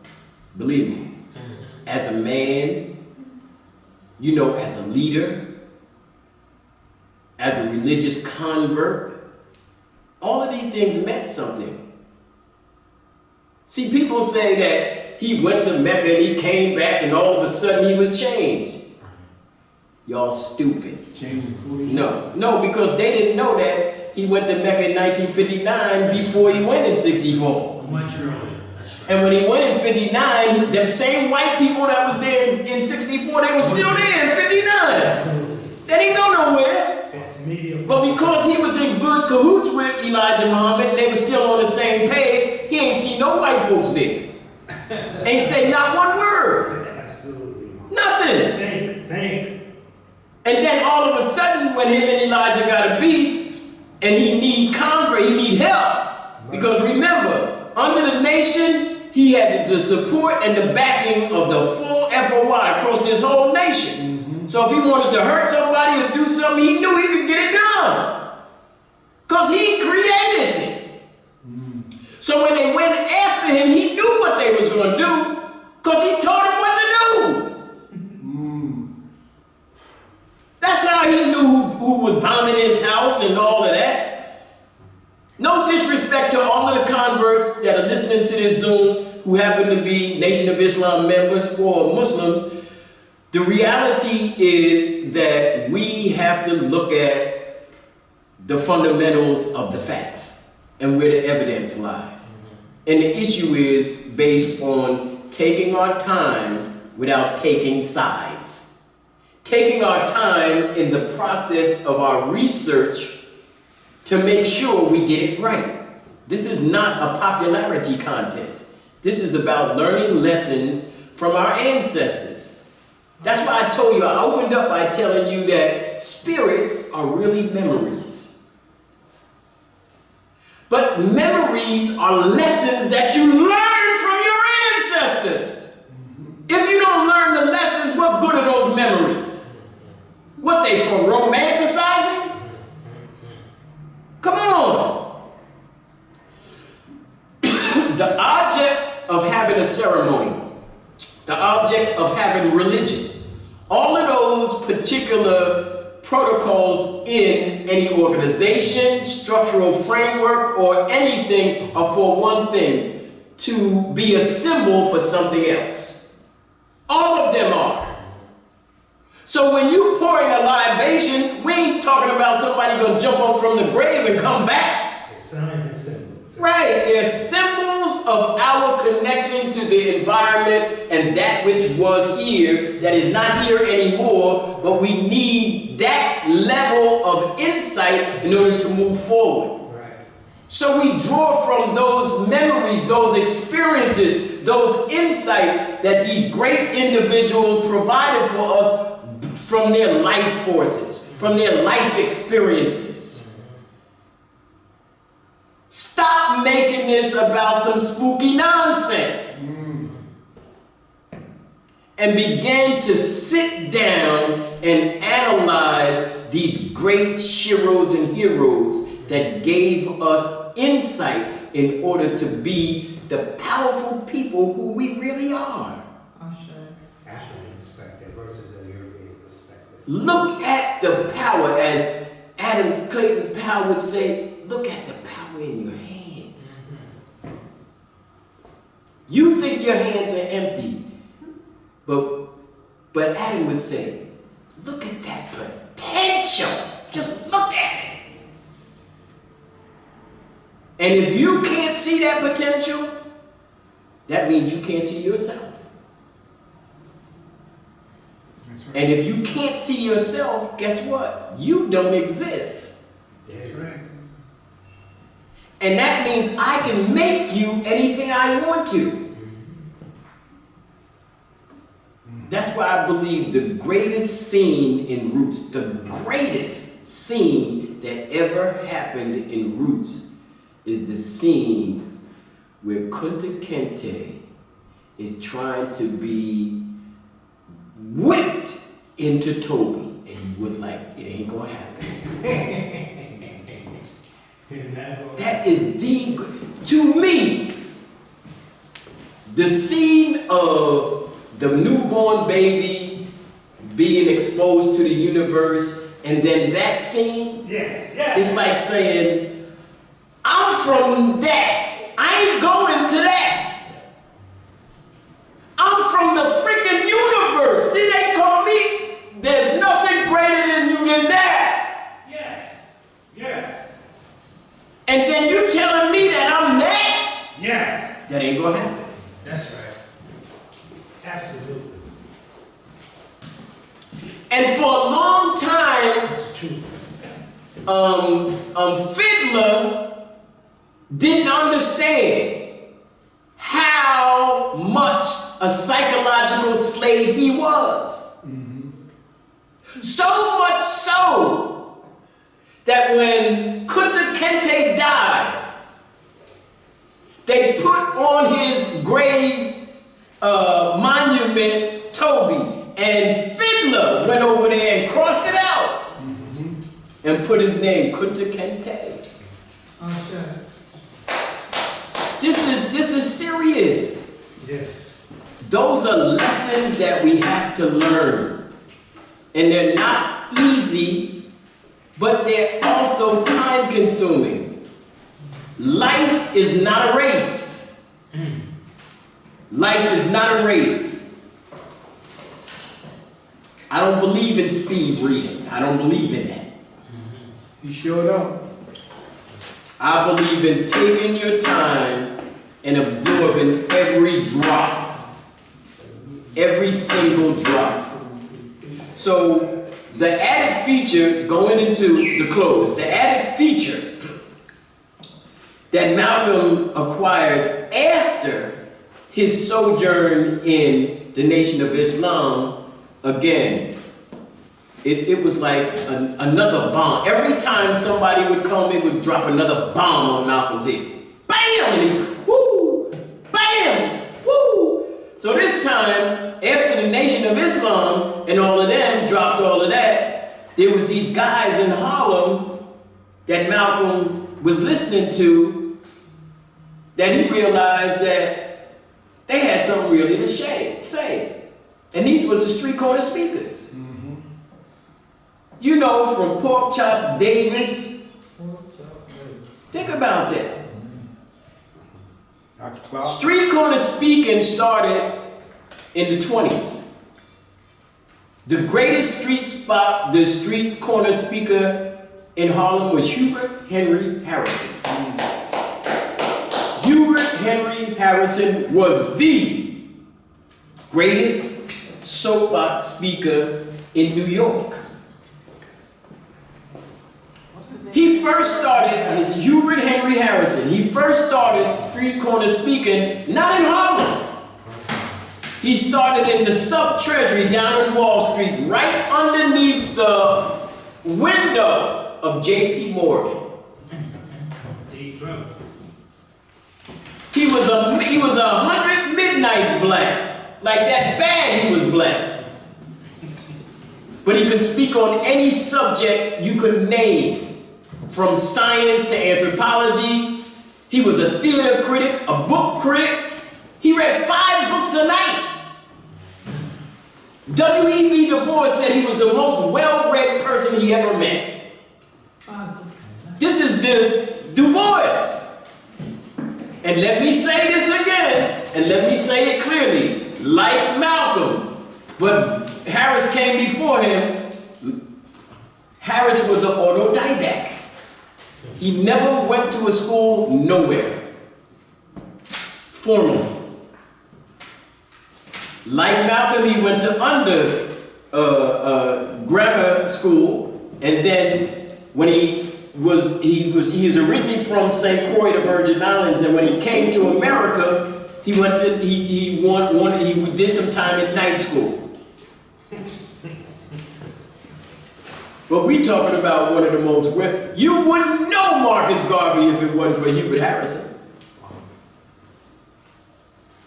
It was Hubert Harrison that introduced Marcus Garvey to the Harlem community, by far. You wouldn't have a tricolor flag, a red, black, and green if it wasn't for Hubert Henry Harrison. Before there was a UNIA, there was an organization called the Liberty League, run and headed up by Hubert Harrison. Their flag was black, brown, and yellow. Tricolor flags. And they asked Hubert, why black, brown, and brown? Black, brown, and brown. He said, because I couldn't make it all black, because black people are all shades. Africa for Africans. You think it's Garvey? No, that's Harrison. Harrison. How about this one? Ballot or the bullet? Wow. That's Harrison, way before there was a Malcolm X. Ballot or the bullet?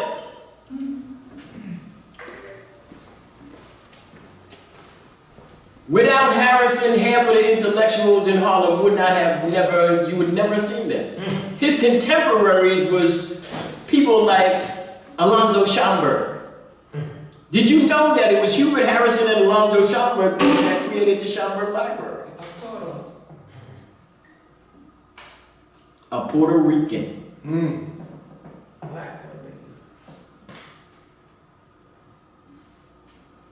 And this is very, very important because the first bookstores that are in Harlem are by Thomas Young, and then the Frederick Douglass bookstore by Richard B. Moore.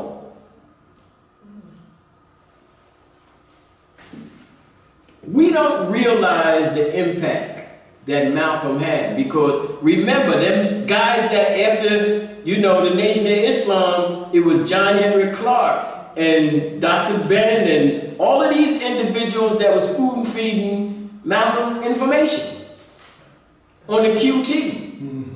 Because remember, the Nation of Islam was very, very strict about separating politics from religion.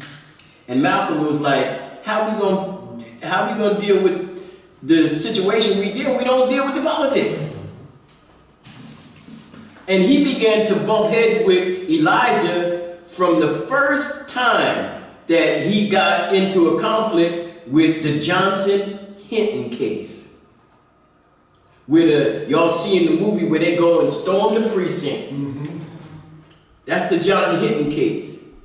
As a matter of fact, Malcolm literally went after the city government and got the largest suit ever given up until that time for Johnson Hinton.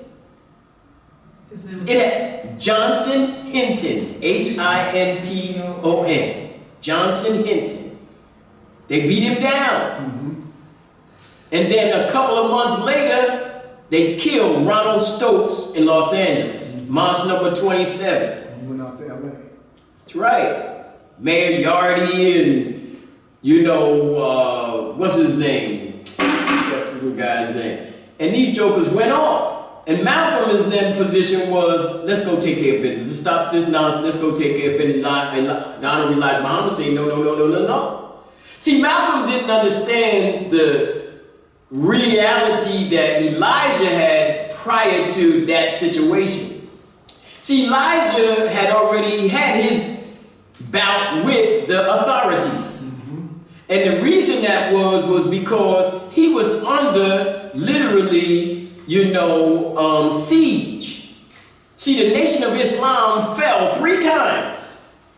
3 times before Elijah eventually becomes the head honcho of the organization. When the organization left from Detroit to Chicago, there was a problem. When it left from Chicago to Milwaukee, it had a problem. And then from Milwaukee, he ended up in Washington, D.C., where the authorities caught him on 8 counts of the violation, 8 counts of sedition and 3 counts of violation of the Civil Service Act. He didn't go to war. And the reason that came to that situation, because at that time, the majority of the Nation of Islam were nothing but Christian converts. It was a small organization, not really, having a greater impact, even though what a lot of individuals say, it just wasn't all that. It didn't become a major influential, entity until after the 50s, when Malcolm eventually comes out of jail and becomes the major recruiter, and all in the up and down the East Coast and the West Coast like a bat out of hell. He was popping up mosques all over the place. Everybody knows it. It ain't nothing. No matter how much they talk bad about Malcolm, they can't deny his contribution. It's impossible. And the issue is, this is why I say, they might talk about Malcolm definitively in his relationship to Elijah. But one thing they can't ever say, nobody on either side can say anything that Malcolm lied. They can't say it, bro. They can't say it. Fix his face, say, oh, he lied on Elijah? You out of your goddamn mind. His own son told him that he knew that these things was going on. Because they thought that he was the individual who really circulated these rumors. What circulated the rumors was Elijah's third leg. That's what circulated the rumors. When 6 women ended up with 8 kids. See, we don't talk about these things. But what John Henry Clark and all of the scholars that Malcolm went to, like Louis Michel's bookstore. This was command central for Harlem. If you wanted to know something, you had to go to Louis Michel. And anytime Malcolm wanted, if Dr. Clark said, you need this so-and-so, so-and-so, and he said, well, go ask Louis Michel. Go ask the elder over there at the bookstore. Okay. And Louis Michel would get him anything he wanted. What location was that? That was on 125th Street, right across where that state office building, that you see the state office building, where it's on 7th Avenue, used to be right there. Right there. So where do we go now, though? For what? If we wanted, back in the day, we went to the Louis bookstore, where do we go now? Oh, come on, man, there's so many... Bro, you talking to the wrong guy. You talking to the wrong guy. You know why? I'm the book man. Bruh, there's books all over the place. Believe me, right now. It's sad. The sad thing is, right now, if you want to go you can go right down to, what do you call it? Fulton Street. You know where Grand Army Plaza is? Yeah. Right there, they got Nicholas Bookstore. Right there. You can go there. They sell not only books, but all of the kind of cultural items. Right. That's just right here in Brooklyn. But the other issue is that it's so sad, because I not only sold books, I know the history of the book industry in New York. And it's the saddest thing for me is to know that Harlem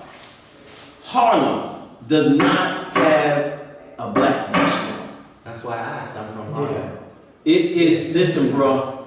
They'll tell you, I should sell books right on the 125th Street. There's nothing involving books on that avenue that I didn't know was involved in some kind of way. Rest in peace, Sekou. That's right, Sekou, my main man. All of the booksellers on either side, whether you selling fiction, non-fiction, health stuff, whether you selling videotapes, all of that. I knew them all. I was in wholesale, retail, I was into publishing, all of that.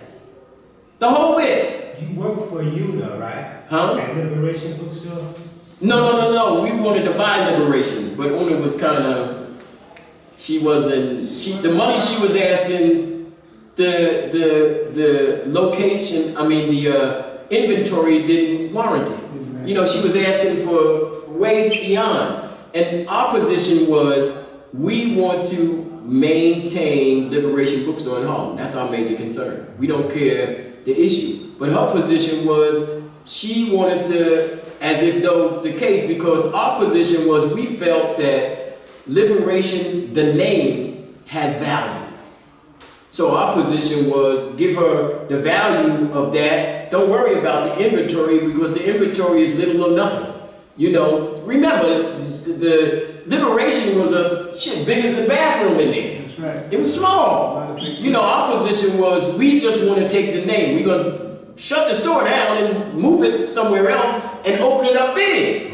You know what I'm saying? But remember, most of us, first of all, don't even know who damn Miss Una is. You know who Una Mozak is? Una Mozak is the daughter of Hugh Mozak, who was the captain of Marcus Garvey's steamship, Black Line steamship. He was the captain. He wrote a book called The Star to Steer By. Hugh Mozak. I gotta stop talking. What time is it? The bookstore is on Fulton Street between Brooklyn and New York. Between Brooklyn and New York, right. That's correct. Correct. I used to work right across the street. As a matter of fact, I used to run 2 stores at the same time. I used to run a Botanica on the other side of the street, and then on that side of the street, I used to have a Nubian Heritage. Which was on Hanson Street, Nubian right. Heritage, where I went to, used to be on Flatbush and Memphis. Oh, no. That wasn't Nubian Heritage, that was Head Start books. I was at Head Start at Flatbush, 604 Flatbush Avenue. Then I left there, I went to Dare Books, that was downtown. That was at Lafayette, on Lafayette. Then I left there and I went to Culture Plus. That was on that little side street downtown, right over, how the fuck I can't remember that street. And then I left there and I went to Nubian Heritage. So you're saying that Nicholas Bookstore, Mm-hmm. aren't they in Harlem? You say that again? The second store. There's no second store. The last 3 years. There's no second store anymore. That's been going a long time. Right. Harlem store been going a long time.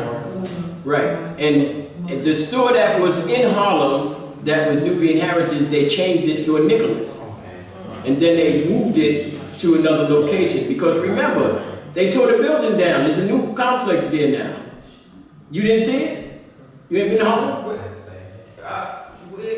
Which one are you talking about? We talking about the Nicholas in Harlem. Right. The Nicholas in Harlem was in the Barbara Ed Tears, what's the name, complex. We owned the complex.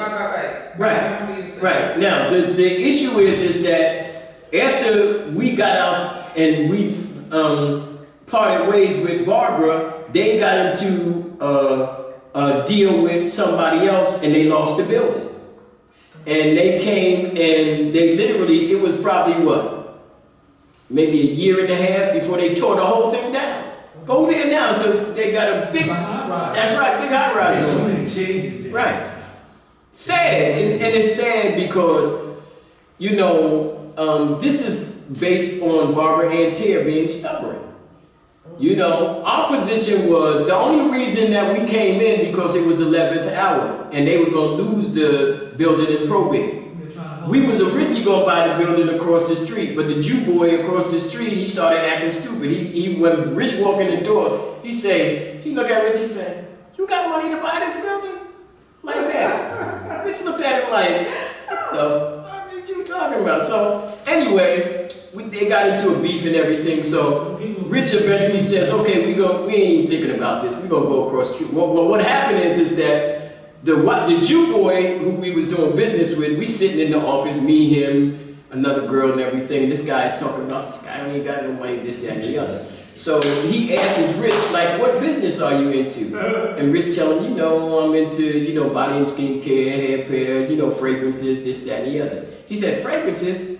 He says, I'll find out. My brother Ali is into Ali's into fragrances. I'll call him up. So he called his brother up, and the guy told him. He said, "Ooh, Rich Dennis." He said, "Man, that motherfucker own everything." He said, so he comes back to. He said, "My brother says you're not." He said, "Don't even think about it. You're done. We done. I'll see you tomorrow. As a matter of fact, I ain't gonna see you no more. We done."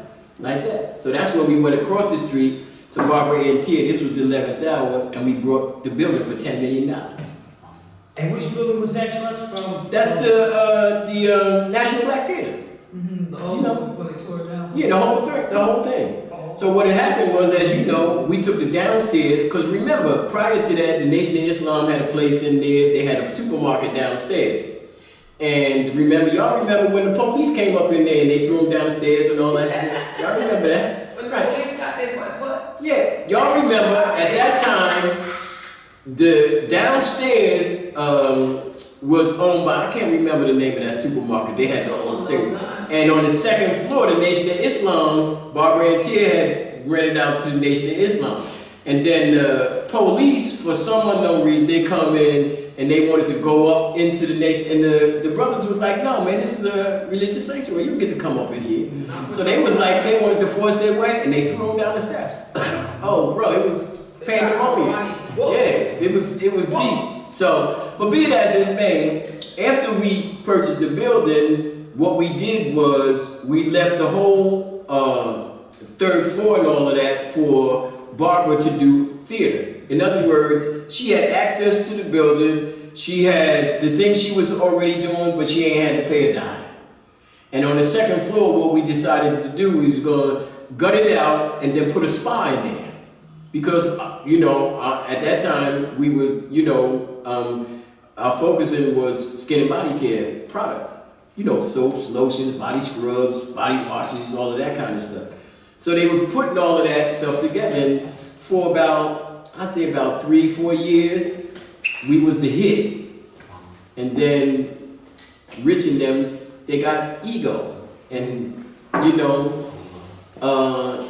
it just biting off more than what you can chew. I tried to tell them, they said, well, because I ran the whole book division. So at that time, we had 4 stores. So I said, he said, we want to open up I said, man, stop all that. I said, right now, focus on what you got. Let that start generating money so it can self-survive for its own, so that you don't have to take from Peter to pay Paul. Because that's what they've been doing. In order to set up a new place, they take from here and over here. Then that he's suffering. And I was like, y'all stupid. Where you go to school? And Rich went to school for business. He's an economics major. And I said, man, I ain't put no school in my life, but I know one thing. Taking from Peter to pay Paul, you're going to lose. Absolutely. That's what they do teach you in school, though. What? It's a pass of debt. We're in a debt economic system. Yeah, That's but what they teach us in school. they teach you that, but every economic teacher. I'm in agreement. But they know that. Let me ask you a question. Why engage in a policy or a concept that you know in the end results in long term it ain't gonna be shit? It ain't gonna work. Especially on Right. And then the same thing. It's less like trying to tell a person that capitalism is good. Come on now, if you really understand economics, how can you actually look at the structure of capitalism and say that's good for the people? It's not. Everybody knows that. But the issue is that they make you think that. So every politician, whether you good, bad, or indifferent, the first thing you have to incorporate is capitalism is great. Absolutely. Right. Go for this. And think of how they talk about communism. Absolutely. But the most efficient economy right now is communist. Much as you want to talk about that shit, it just happens to be the truth. Irrespective to their human rights shit and all of that, and how much we talked about how bad communism is, the issue is that because we never had anything to actually compare it to. Absolutely. So what happens is they look at communism only based on certain countries. A boogeyman. They look at socialism only based. If I said socialism and I said Castro, they say, oh. But if I said socialism, I say Switzerland, Doc, what they say? Can I put my money there? Yeah. There ain't no country I know that's more socialist than Sweden. Cuba, it's one of the the best medical system in the Caribbean? No, stop that. Yeah, not in the Caribbean world for sure. I'm speaking from experience with Cuba. Yeah. I'm Jamaican, so I saw how the Cuban, well, we all know Jamaican. That's The right. Cuban help us for free with people who used to have cataract. Yeah, but And the used to Cubans find- help everybody. They help Grenadians. They help Antiguans. They help everybody. 75% of Jamaica's. Listen. That's true. And this rebel said, get rid of your Cuban doctors or we will not give any. That's right. Listen to this. But he did it to There is the- no country in the Caribbean that Cuba ain't sending doctors to. Nobody. Nobody. And the US. The only reason Grenada got jumped on was because of a medical school. Remember that? You know what? You ever heard of Bernard Court? I was young that time. That's Okay, but shit, young ain't got nothing to do with history. Young is no excuse. You know that. In this case, the issue is Bernard Court literally turned against his homeboy, Maurice Bishop. Sold him out like a bag of Doritos. And literally, the Maurice Bishop and them, just like Thomas and Carter, came to America to want to dialogue with the American government in order to set up their country so that they could have a good relationship. Right. They told Maurice Bishop they would give him $5,000. He was like, what is y'all stupid? What you think, I want to buy a car or some shit? He said, man, we talking about a country here. Well, you know what they did. Absolutely. You know what they did. What they did to Grenada. Grenada and Panama was test subjects for new military equipment. You didn't know that. But that's what it was. When the United States government went into Panama. You know why they went into Panama? They wanted access. They had nothing to do with access. They wanted Panama because at that time, the greatest president, the most powerful president that ever sat in that office was the head of the CIA at the time. No way. That was George Bush Sr. Oh. George Bush Sr. is the only president in the history of this country that was the director of the CIA and then became president. Nobody ever did no shit like that. Bro, that's real deep shit. You know why? Because as Doc will tell you, these are like oil and water. They shall not come to pass. And the reason that is because of plausible denial. The CIA and all them jokers don't supposed to have no contact with the executive branch just so that they can say, well, I don't know what the fuck they was doing. You mean Congress, too. That's right. We don't realize that America has not a government, it has multiple governments. And they operate independently based on whatever the situation might be. So I don't know where we're getting all this, but before I close down, I just want to say this. Malcolm is probably the most free-thinking individual that the black community produced in an organic way.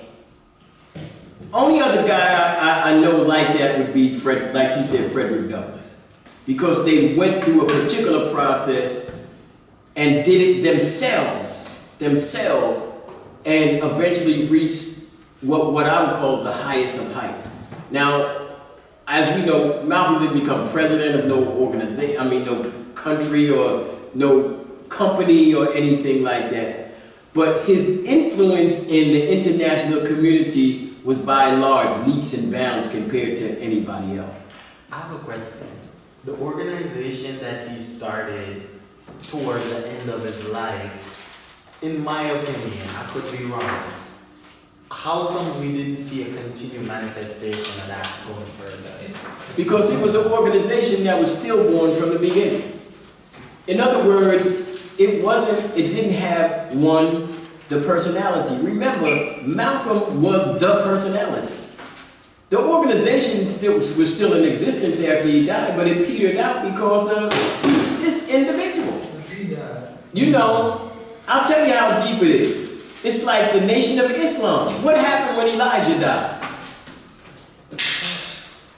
The organization split up into multiple pieces, fragmented all over the place. I could make an argument that even though that may be true, at least there was an effort, I guess, with the Million Man March. No, Million Man March don't have nothing to do with that Nation of Islam. That's two different organizations. Interesting. The Nation of Farrakhan is not the Nation of Elijah Muhammad. Don't get it twisted. That's a completely different organization. In other words, when Elijah Muhammad died in 1975, Farrakhan didn't become leader of it. His son, Wallace D. Muhammad, did. And then he eventually changed, let me say, Warif came in after. Why did Warif come in? Why did the name Warif come in? It came in after Wallace? That's right, because his name is Wallace, after Wallace Farrar Muhammad. And inheritor, the Warith. Yeah, but he gave the name Warif after he began to convert to Orthodox Islam. Okay. Remember, because in the beginning, he got the name because his Wallace D. Muhammad, when Clara was pregnant, the room that they were sleeping in, Farrar went to the top of the door and wrote the name. In chalk, yeah. That's right. This is who this boy gonna be. Right. It's the same thing that Dr. Ben did to Ta-Nehisi Coates. Ta-Nehisi Coates. You know that name, Ta-Nehisi? Yeah, that comes from Doc Ben. Ain't nobody ever heard the word Ta-Nehisi until it comes from Doc Ben. And when Paul Coates, who is the proprietor, owner, CEO, head honcho for Black Classic Press, was having his son, he called up Doc Ben to name him. He said, Doc Ben kept messing around. He said, and then one night, about 12 o'clock midnight, Doc called him up and just called him up. He said, his wife said, Doc Ben on the phone. He gave the phone, and Doc Ben said, Ta-Nehisi, hang up. Paul said, what?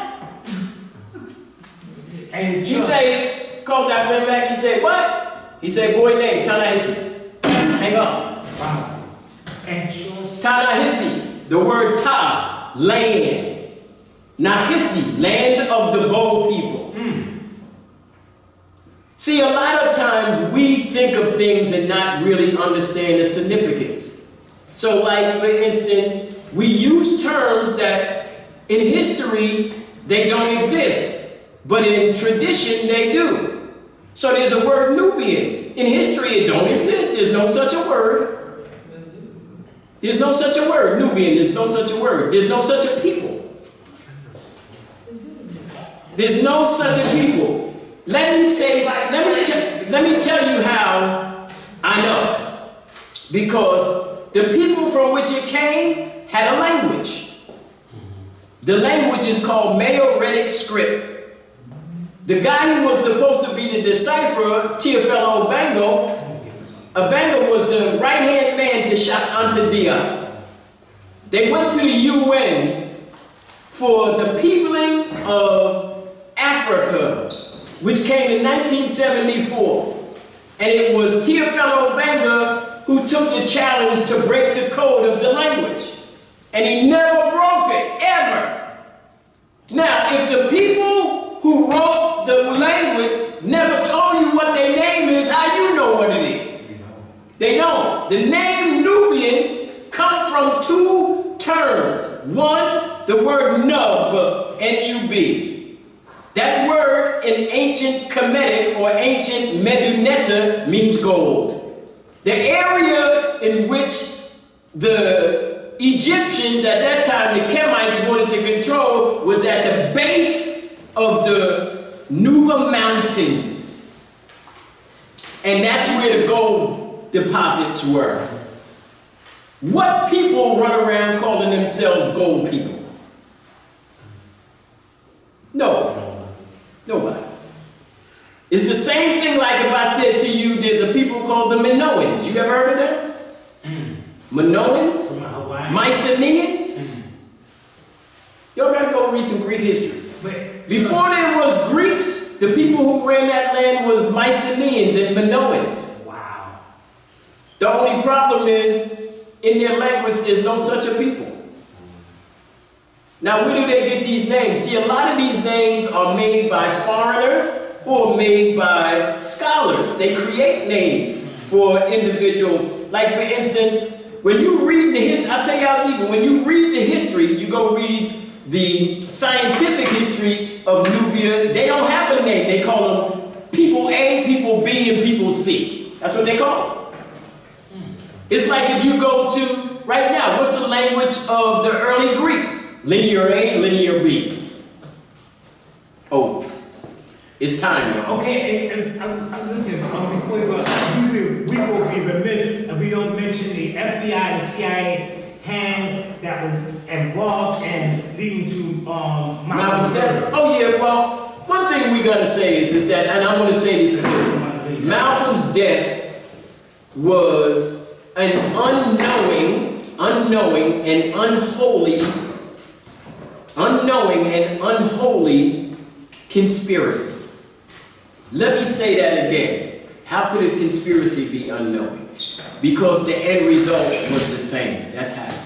In other words, the intelligence community, local, meaning New York, the national community, meaning the FBI, the international, the CIA and the NSA, and the local Nation of Islam were very instrumental in assassinating that man. That means all parties were involved. Collective. All parties were involved. Now, there are going to be people that say, I wasn't involved, it wasn't me. Yeah. You know, that's Farrakhan. It wasn't me. I said, you must have listened to Shaq. I saw his speeches over time change. Right.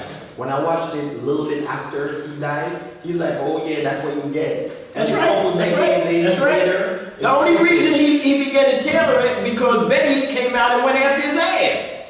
Because when her daughter got caught up with the white boy in that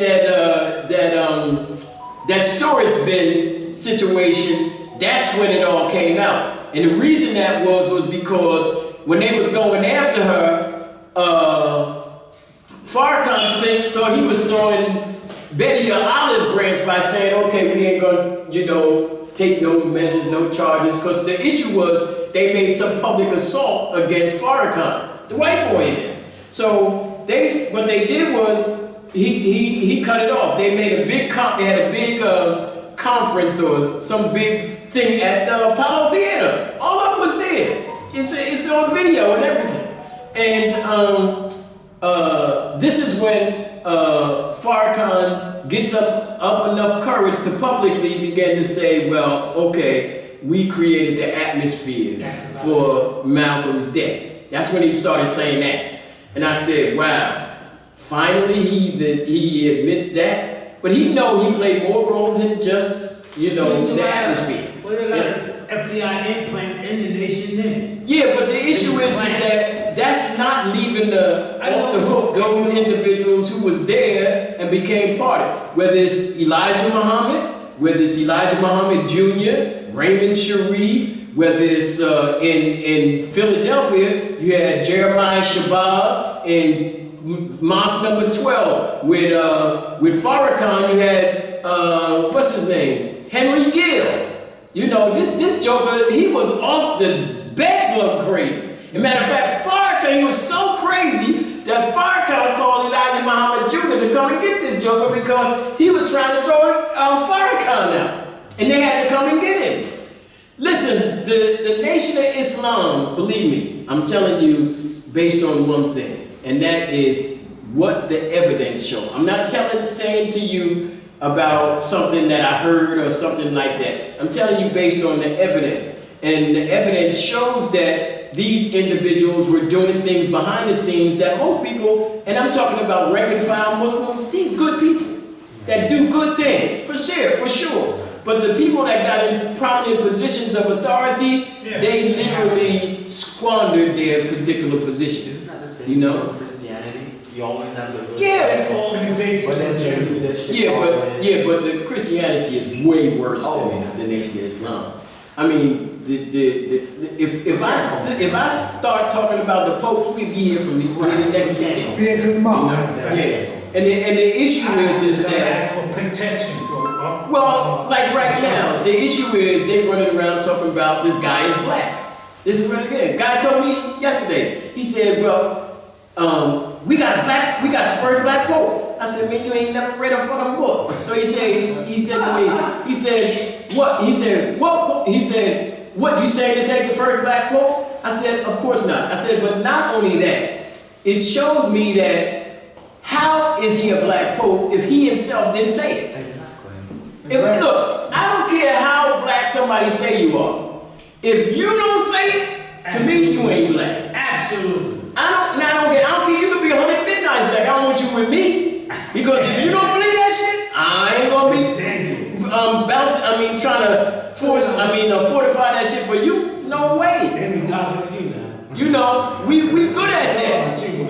No, but we good at that. We good at being able to take the position and think that we can push it off on somebody else. You know, that's not how that shit. Clarence Thomas, man.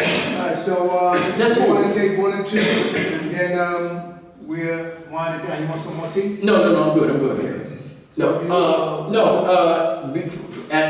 What I was just gonna say is, any questions? I know it's an abrupt end, but any questions? Okay, Zoom. We're gonna take Zoom. Anybody got a question for Trust? Any Zoom question? The only part that I think that most of the time we never spend with Malcolm is the period of time in which he spent after, he got out of the Nation of Islam, which was a very small period of time. Now you got to remember is that the time in which we are talking about starts on December of 1964. So that's when he makes the speech about Kennedy and all of that kind of stuff. And then on March 8th, that's when he's actually publicly says he's not a part of the Nation of Islam anymore. That's on March 8th. And then we talk about 64 now. Now, what we're saying is, by that time, we're going through a process. Within a year, he's going to be dead. So from that time on, his relationship with the Nation of Islam goes to the bottom. And then he begins to open up other avenues. And this is why I say the problem is, right now, one of the biggest problems, like in the book business, was who owned the copyrights to Autobiography of Malcolm X. Now, originally when the book was published, that was Grove Press. But after he died, Grove got spooked. They didn't want to publish it because they felt that people would come after them.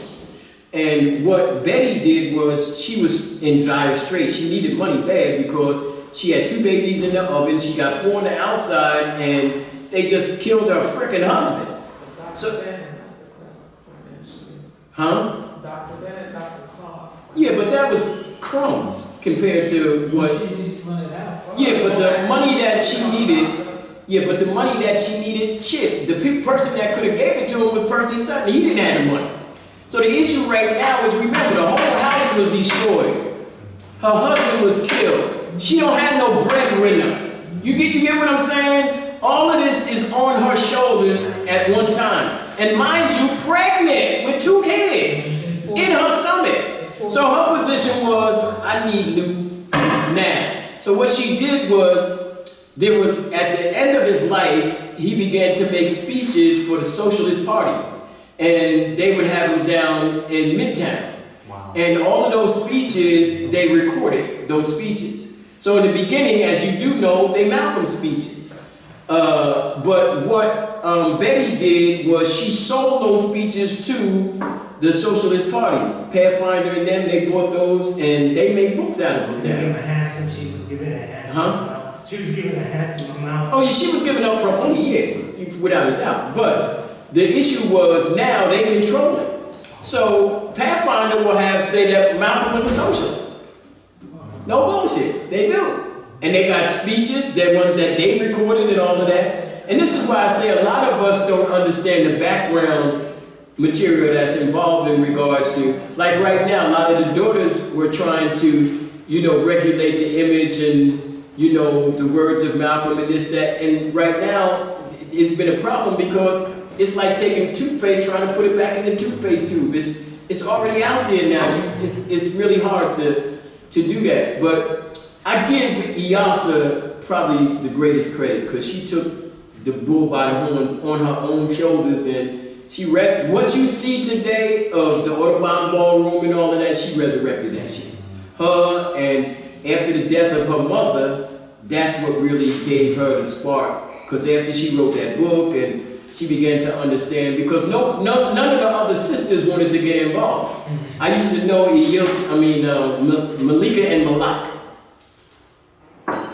She established the Audubon. Say that again? She established the Audubon and I forget who else. You said who established the Audubon? It wasn't just the daughter, Eliasha. No, Betty Shabazz was the one that did it. Yeah, she was the one that got, well, she got control of the location. But everything that you see, most of the stuff that was done on the inside and everything was the work of her daughter and a few other individuals that were involved. But the mother was definitely the first individual to get, and let me just tell you this, what was funny was, eventually they became Orthodox Muslims. So Betty, what was really funny, Betty never, from what I know, Betty never went to mosque in Harlem, ever. I think she went to the start. She went to the big one down in Midtown, that one where the Arab boys go. Yeah, up in the mid-96. Yeah. That's where she used to go. Well, Malcolm used to go to one. Yeah. But that's Well, the thing is that for me, the thing is always that the object was to go to a mosque in your community. That's the object, a community, But again, it was changed. But in the long run, I just wanted to say that the period of time that gets very little attention, and I think Peter Bailey has just written a book on it, and that's Malcolm's period of his relationship with Africa. When he began with Africa. And one of the individuals that were very instrumental in making sure that he had at least some insight about Africa was this gentleman right here. Who is that? That's Alumbe Bragg. Oh, yes. And Alumbe and those individuals were Malcolm's liberation and political, source material. Because a lot of times we don't realize that the effect that Malcolm had on those individuals also at that particular time. So remember, Malcolm influenced the Black Panther Party, Malcolm influenced all of the Carlos Cook and the Black Pioneers Movement. I mean, just so many other organizations that he was instrumental in having an impact on, just because of that part of his life. I'm not talking about the Nation of Islam. I'm talking about after that particular period of time. And mind you, we're talking about a couple of years. Only a couple of years. But the saddest thing about this whole saga, the saddest thing is I'm 70. The man was 39. 39! Half of us couldn't even fart straight at 39. But think of him and Martin Luther King at 39. Think about that. Well, all of the jokers that do something, Jesus, 33. I'm on 39. Muhammad, he lasted long, damn near 70. That's it. I feel like it's because they're fearless, though. They know they have a mission. They know it's only them. Well, no, I don't think it's the issue of fearless. I think they understood the fear. They just knew one thing, that they couldn't turn back. Fear is going to be there. Yes, As a matter of fact, if you are a serious joker and you ain't afraid, I'm scared of you. I don't want to be around you. Because all individuals, the best in the business, you could be the best shooter in the world, but when the game starts, you get butterflies like everybody else, But once that ball hit that ground, or somebody shoot the target, or once that shit it's on. Like Donkey Kong, it's on. I have a question regarding the assassination. Who was his security team? Like that fatal I day? keep telling you again, he was in a very new organization. And remember, the people that was around him was, how can I say, the dire supporters of him. It wasn't a whole lot of people, you know, a handful, 5 or 10 individuals. Remember, he came from an organization that had thousands and thousands and thousands of people that would kill a brick for him. But now them same individuals are coming after him. And he got a handful of jokers like the Keystone Cops, can't shoot straight. So the issue here is that being able to understand where you was at. So y'all thought that he went to Mecca because he had some religious epiphany. He went to Mecca because he needed converts, well not converts, he needed supporters that he knew that he left in the Nation of Islam. So with them 8 individuals, if he became Orthodox, that means he had the whole Orthodox community behind him. So that means he had, when he went to Saudi Arabia, the king, Faisal, bring him in. He said they had obstacles about him coming into Mecca, this, that, and other. He cut that shit short. This Malcolm, man, we let him in. You know? And these things cause changes. So one thing we know and understand, that at that time, Saudi Arabia and them wasn't at the level where they at now. The jokers that run Saudi Arabia now would make them jokers look like kids play. These boys here, these are killers extraordinaire. They good at what they do. And the deepest thing about it, they got crazy money to do it. That's right. Crazy money. Well, look at what they just did to Trump. They want to give him a freaking To the dawn. 27. To the dawn. You know what they call him down there? They call him Donnie Two Shoes. I mean Donnie $2. Because he only want to give little girls $2 instead of 30. Good plus a great big head, This kid. Yeah, let's go to read a few announcements. Compliments of Lady V. Trust will be back. We will be at the UN for the Haiti activists, aka Haiti Wednesday 5/21. We got the International Art Festival coming up. The tribute to the ancestors, Coney Island, is the second Saturday in June. They're going to have a tribute to John Henry Clark, August. The UNIA will have a week in Brooklyn celebrating Garvey and Vest. We have the African Art Festival. The UNIA has a great big store. I went out there. Dance Africa is coming. And they got something for Jamil Alameen. So listen, some old track. Ladies and gentlemen on the Zoom, I want to thank you, but we got to get Trust to get the train back to Newark before the bridge closed. Give yourself a great big hand. Yes, sir. I'm going to leave the Zoom audience on. I'm going to leave Zoom on. You can conversate. Dr. Lewis is here. Lady D. And on the move.